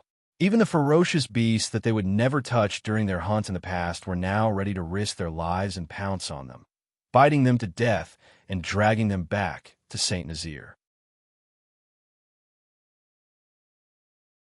Chapter 16:15. This caused the surrounding tribes to be in a state of panic. Could it be that Saint Nazaire was stocking up on food in preparation for a war with someone? But wasn't Cole already dead? Could it be that another great demon king had appeared? The surrounding tribes tried to send people to Saint Nazaire to investigate, but the wild wolves and foxes surrounded Saint Nazaire so tightly that not even a fly could pass through, not to mention the orcs. Originally, the orcs did not care about wild beasts, but firstly, there were too many of them, and secondly, these two types of wild beasts were obviously under the orders of the two beast kings. If they fought with them, it would be equivalent to directly challenging the beast kings. Ha! Looking at the ferocious Saint Nazaire tribesmen pouncing on their prey today, which tribe could withstand such a powerful attack? Even now, the two beast kings and the great messenger had yet to appear. Hence, the crowd could only return to their own tribes resentfully, and started to actively set up defenses, but did not dare to snatch prey from the Saint Nazaire tribesmen at this time. Actually, there was no need for such a crazy hunt. The main reason was that there was a little loophole in the transmission. Leah told Oriton, "Prepare food to replenish Ming Ming's energy so that she won't be exhausted halfway through giving birth." "What will happen if she is exhausted?" Oriton asked. Leah said faintly, "2 lives in 1 body." Of course, Leah would not allow such a thing. By then, even if Gu Ming Ming would fight him to the death, he would definitely kill this daughter with his own hands to protect her. But Oriton did not know what Leah was thinking. He was a fool. 2 lives in 1 body, how could that be? Hence, he hurried out to make arrangements. His originally expressionless face now furrowed his brows, and with a heavy tone, he told everyone, "The great messenger needs food, or else she will die." Hence, Saint Nazaire exploded. The great messenger will die because of a lack of food. How could that be? Barit did not believe it at first, and wanted to see what was going on. But just as he reached the entrance of the cave, he smelled a strong scent of blood. He recognized this scent. It was Gu Ming's blood. Previously, when she was plucking potatoes, she cut her hand, and he was there too, so he recognized the scent of her blood. Barit's mind jolted as he turned around and ran without a second word, taking the lead in hunting for Gu Ming Ming. This attitude greatly agitated the males who were already agitated to begin with. Damn it, if they let the messenger of the beast deity die in their own tribe because of a lack of food, as males, they would not have the face to live anymore. Not to mention that taking care of females was the natural duty of males. Taking care of the messenger of the beast deity was the duty of everyone in the beast world. Just Gu Ming Ming alone, who in the entire Saint Nazaire had not received her grace. Which one of them had not benefited from her before? It was all thanks to Gu Ming Ming that the females and their families could comfortably survive the 2 seasons of winter and drought. Even if Gu Ming Ming was not the messenger of the beast deity, they would never let her die from a lack of food just because she was a person. And this kind of agitation would affect each other, just like adding firewood to a burning fire continuously, it would be strange if the fire did not burn even more. Gu Mingming was tormented by the labor pains in the cave. Without the tear of the beast deity, her hearing was not as good as before, so she did not know that there were rumors outside that she was about to starve to death and needed all the food in the beast world to survive. If she had heard it, she would probably be so angry that she would fart her child out. Aside from the topic, this was the last time Susu told everyone about Heaven's vision in the beast world. Chapter 16:16. Leah made use of the time when Gu Mingming was not in pain to start a second fire to boil water. At this moment, an uninvited guest appeared. It was a familiar face, Joshua, the current witch doctor of Saint Nazir, the first-level ape who had wooed Gu Mingming before. He was already a first-level orc when he wooed Gu Mingming. 2 years had passed, and he was still a first-level orc? Let me do it. Joshua took the firewood from Lee's hands and threw it into the fire. You? Leah was stunned for a moment, but still nodded. After all, it was normal for a witch doctor to guard the door when a female was giving birth. Even Leah had guarded the entrance of the cave when Nina was giving birth. It was just that Nina was the one laying the eggs back then, so it didn't take much effort for her to lay them. Although she smashed all the eggs in the nest, and none of them survived, the rule of a witch doctor guarding the door of a female giving birth really existed. Moreover, the bellies of the 16 valued females in Saint Nazir had been unusually neat for the past 2 years. Every year, a few of them would get pregnant and give birth. As a result, Joshua, the newly appointed witch doctor, had more experience in delivering babies than Leah. So, since Joshua was the witch doctor of Saint Nazir now, he should naturally be the one guarding the door. Moreover, there were not many males in the family, and they did not have enough manpower. Although Joshua was not strong in battle, his medical skills were not bad. Moreover, Leah had mostly learned theoretical knowledge in the illusion realm, and it was all theoretical knowledge. It was his first time going into battle personally. Leaving someone with actual combat experience at the door would at least be of help. Moreover, that idiot Oriton had already brought everyone a hunt. Now, he could not even catch one to stay back to help. Looking at the mountain of animal carcasses in front of his house, Leah really wanted to pinch Oriton to death. But rather than letting this idiot stay in the cave to create trouble, it was better to let him go out and go crazy. Anyway, winter was coming, and these prey would not go to waste.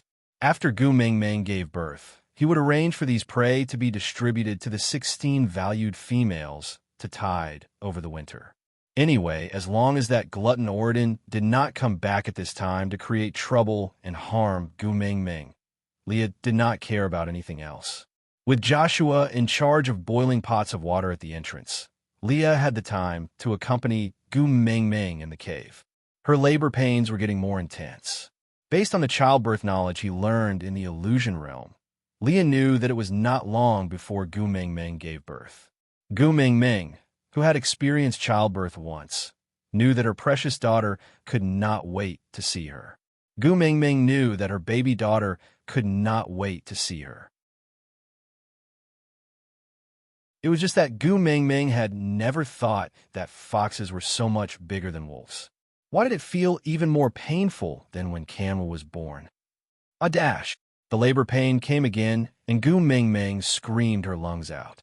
She gripped the beast skin beneath her with all her might and clenched her teeth, concentrating all her strength on her abdomen to push the child downwards. Elvis hugged her head, just like what Leah did when she gave birth to Huda and his brothers.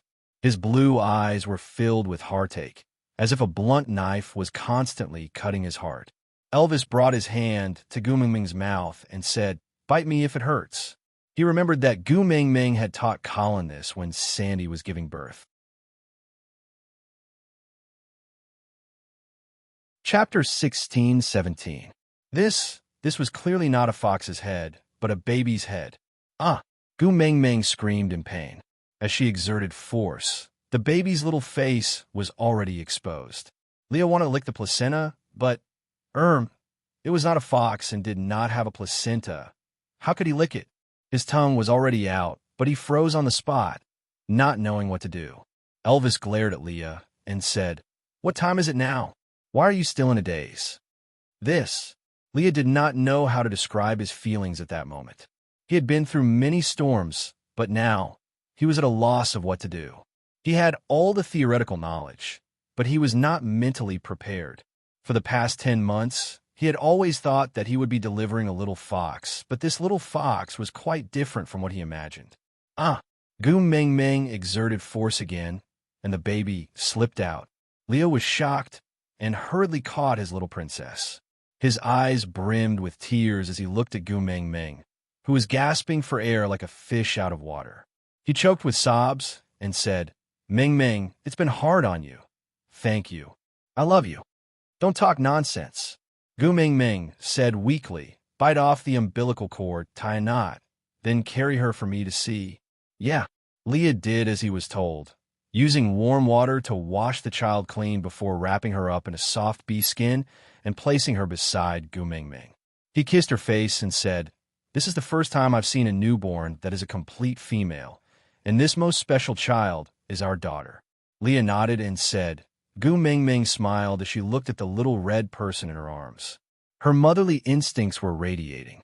Gu Meng Meng kissed her precious daughter, then looked at Leah and asked, "Aren't you going to kiss her?" Leah shook his head and said, "Other than you, I won't kiss anyone else." Gu Meng Meng chided, "Pretentious," but she did not say anything else. Elvis saw that Gu Meng Meng's delivery was rather smooth and heaved a long sigh of relief. He handed the baby over to Leah, then laid Gu Meng Meng down properly. As they tidied up the messy room, they said, "Maybe now is the best chance." Leah was taken aback. He looked at the newborn baby girl in his arms, feeling extremely reluctant. Before they met, he could ruthlessly say that he wanted to kill her to protect Gu Meng Meng. But after witnessing her birth with his own eyes, Leah felt that he now had two hearts, one for Gu Meng Meng and the other for the little princess. No matter which one he cut out, it would still hurt. But Elvis was right. Thanks to Oratin, the entire beast world now knew that Gu Meng Meng's life was in danger. This was the best opportunity. After all, even acting couldn't be that realistic. Turning back to look at Gu Meng Meng, who had fallen into a deep sleep on the bed, then at the soft little child in his arms, Leah hesitated for a moment before nodding his head. Kanwa happens to be here. Let him take care of this little sister. Lee's gaze was fixated on his youngest daughter's face. She had her eyes shut and was sleeping soundly like her mother, completely unaware that she had to be separated from her daughter the moment she was born. Every word that Leah said was like a sharp needle that pierced his heart. This child was equally precious to Elvis. As long as it was Gu Meng Meng's child, it would be his treasure. How could he bear to part with this little baby?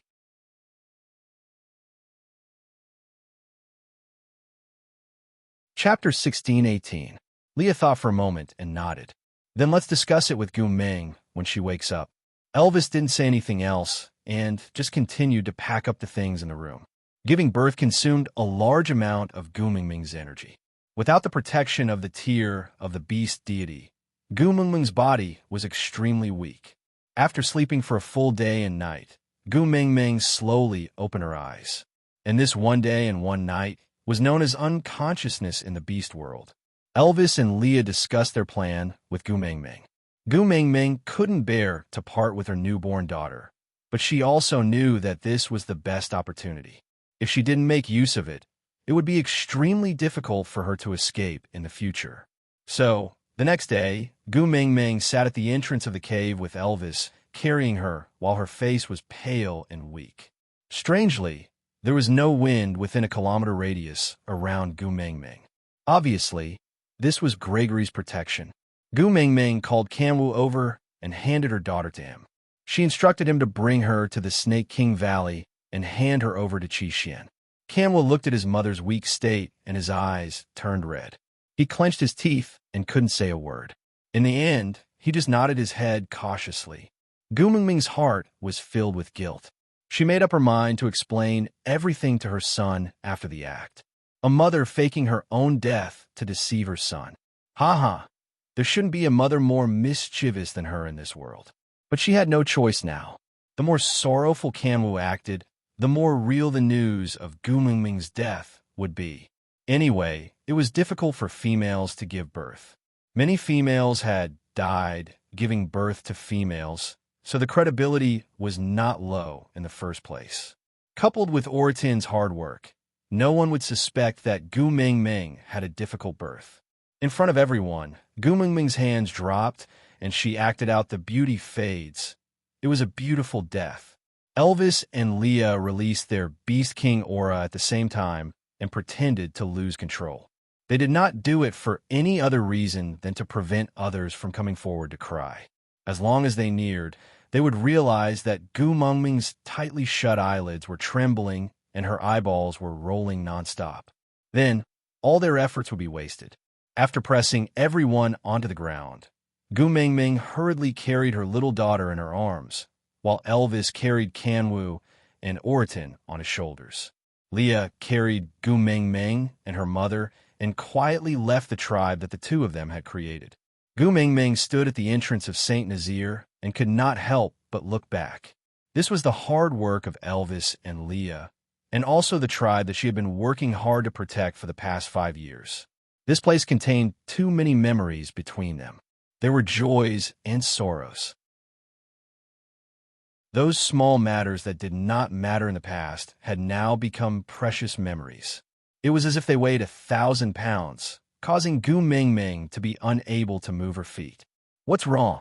Elvis sensed the sadness on her face and asked with heartache. Gu Mingming looked up and met Elvis's blue eyes. Her voice was a little choked up as she said, "Hubby, are we going to have no home from today onwards?" In these 5 years, Gu Mingming had stayed in many places, be it the cave at the Snake King Valley or Sauter Stone Castle. But only this cave at St. Nazaire could be called home by her.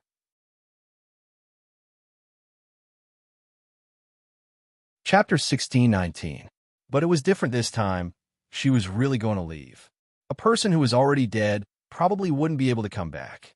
Elvis rubbed Gu Mingming's little head. He was already used to her melancholy. He kissed her face and said gently, "Wherever you are, that's where our home is. Don't be sad.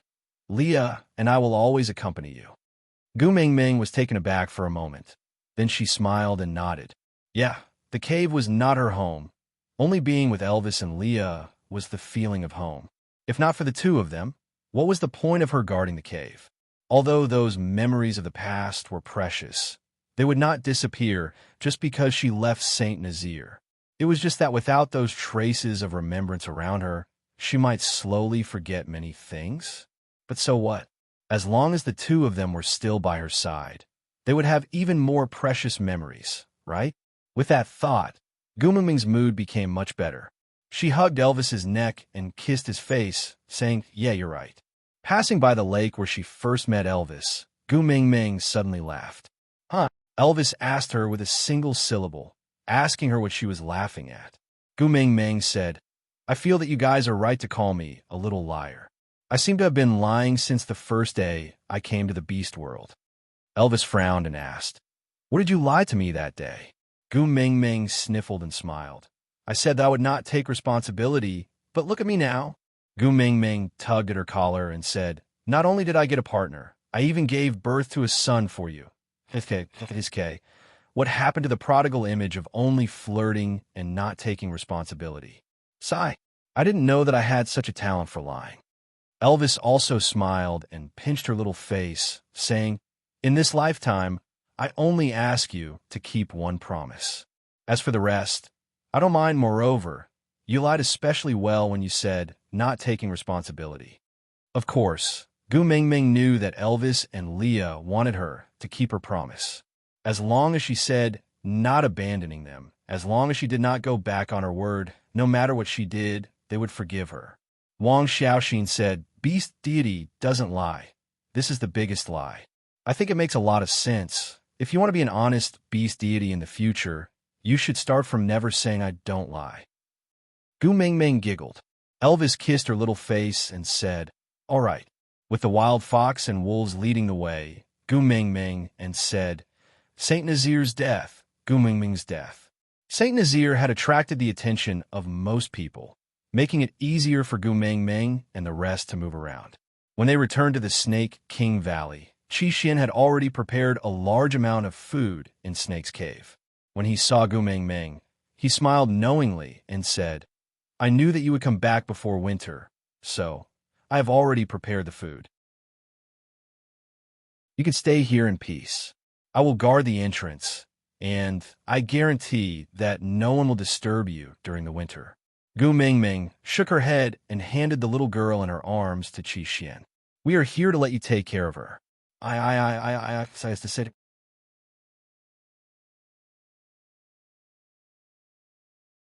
Chapter 16:20. Her name is Danya. Gu Mengmeng replied. Qi Xian carried Danya while smiling and playing with her little chin. He called out softly, "Little Danya, I am your second brother. Come, call me second brother, all right? MMM? It would be a miracle if a newborn could speak." But although little Danya could not speak, she knew how to smile. She grinned, revealing her pink gums. Her eyes narrowed into 2 crescent moons, and there were 2 adorable save-me's on her chubby little face. Her smile melted Qi Xuan's heart.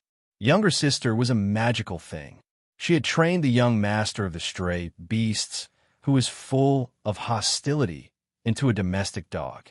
Many years later, when little Danya came of age, the ones guarding the tower for her would not be her first partner or suitor, but her 4 brothers at the 4 corners of the tower. As a result, little Danya, who had a sister complex, could not successfully date anyone after she came of age. All her suitors were chased away by her 4 brothers. Her 4 brothers even said righteously, "Our younger sister must not mate with a male who is inferior to us." Only the heavens knew that her 4 brothers were the most famous males in the beast world. Her eldest brother had an extraordinary aura, as if he was the ruler of the world. Third brother's intelligence was unparalleled. He could control the curtains and determine victory from 1,000 miles away. Many enemies had not even seen his face and were already trapped in a prison, unable to move an inch. Fourth brother was extraordinarily brave and fierce, like a war god descending into the abyss. Just one look at his pair of vicious eyes would make one shudder and retreat without a fight. Not to mention the second brother. He was unusually handsome, but full of demonic aura. He never acted according to the rules and killed according to his whims. Most importantly, he was just a 3rd-level orc, but had the ability to make 5th-level orcs tremble in fear. No one had ever dared to be impudent in front of him, and no one dared to test his unfathomable abilities. He was the master of the stray beasts who made everyone tremble in fear. He looked down on the world, and no one dared to go against him. It was these 4 devils who acted cute and silly in front of little Danya. As long as they could make their younger sister smile, they would not hesitate to wag their tails and beg for pity. As a result, little Danya became the envy of all the females in the beast world. It was not because her mother was the messenger of the beast deity, nor was it because her father was the beast king. It was because she had 4 good brothers who doted on her to the bone and spoiled her to the heavens. Of course, this was a story for the future, so let's not talk about it for now. He only said that after Gu Mengmeng handed Danya to Qi Xian and Kanwu to take care of, she brought Elvis, Leah, and Oriton to the Mecca Desert before winter arrived. This was currently the safest place, and it was also the last stop for the 7 treasures, because no one would set foot in this demonic territory that lacked food and water. Elvis used the beast skin to cover Gu Mengmeng as the sand danced in the air. Because Wang Xiaoxin had left and Gu Mengmeng had inherited the position of beast deity, many erased memories had returned to her mind. For example, Permitha and Fedatin City. Spring has passed, the hair has turned white, the thoughts are lonely, and a strand of sorrow is cut off to cover the eyes to blind people. Today, I'm heartbroken. Today, we're on different sides. There's no hope for us to meet again in this life. Elvis carried Gu Mengmeng and walked in the desert. Gu Mengmeng leaned on Elvis's shoulder and sang softly. They stood outside the once-forgotten Fedatin city again. Half of the broken walls had been buried by the sand, but in the center of the city, a faint red light emitted a charming temptation.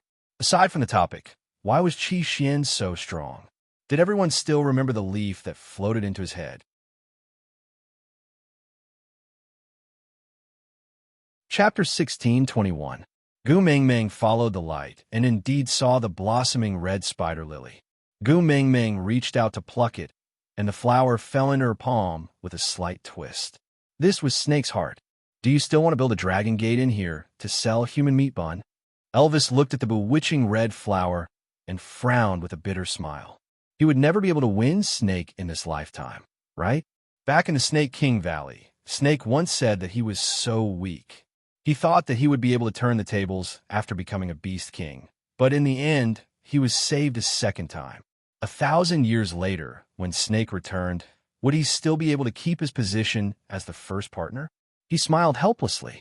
1,000 years later, there should be a battle. But if two Beast Kings fought, it would be hard to determine the winner. Gu Mingming did not know that Elvis's thoughts had already drifted to 1,000 years later. She just smiled and nodded, saying, "Yes, I want to build a dragon gate in here. I don't sell human meat bun. I just want to wait for someone who has not returned." "All right," Elvis replied with a simple word, then kissed Gu Mingming's cheek, saying, "Leah and I will help you look for the green stone. We will stay here until the dragon gate is built. How about that?" Gu Mingming nodded and agreed with a smile. Leah and Elvis had both gone out to search for green stones, while Gu Mingming sat on the broken wall, swinging her feet and humming Sorrow of Separation.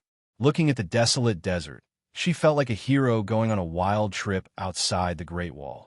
Oriton glanced sideways at the heart of the desert in Gu Mingming's hands. He hesitated for a moment before saying, "I will guard this for you." "You?" Gu Mingming tilted her head and looked at Oriton. Oriton nodded and said, "Leah told me before that I am the most suitable person to guard it. That's why Leah brought me along." Gu Mingming looked at Oriton in confusion. Oriton habitually put on a poker face, but his gaze was exceptionally sincere. He said, "I was born in the Mecca Desert and am the only orc that is suitable to live here. If I'm not here to guard it, then no one could do this for you. After all, I'm also your guardian beast. It's only right for me to guard something for you. Besides, it was good for me. I didn't have to mate to break through level 3, and I might even reach demigod level like Hagen. An immortal body, how tempting was that? And Leah said that as long as I am willing to help you guard the heart of the desert, he will let Qi Xian arrange for stray beasts to deliver food to me." After saying so much, the last sentence should be the main point. Gu Mingming did not know whether to laugh or cry. She looked at Oriton and said, "Have you thought it through? It's very lonely to live here alone." Oriton let out a cold laugh from his throat, but his expression did not change at all as he said, "Before I met you, not only was I alone, but I was also pushed out wherever I went. Later, when I became stronger, I started to be harassed endlessly. To me, it was a wonderful thing to be alone and not be disturbed. Besides, I don't want to lose any more friends."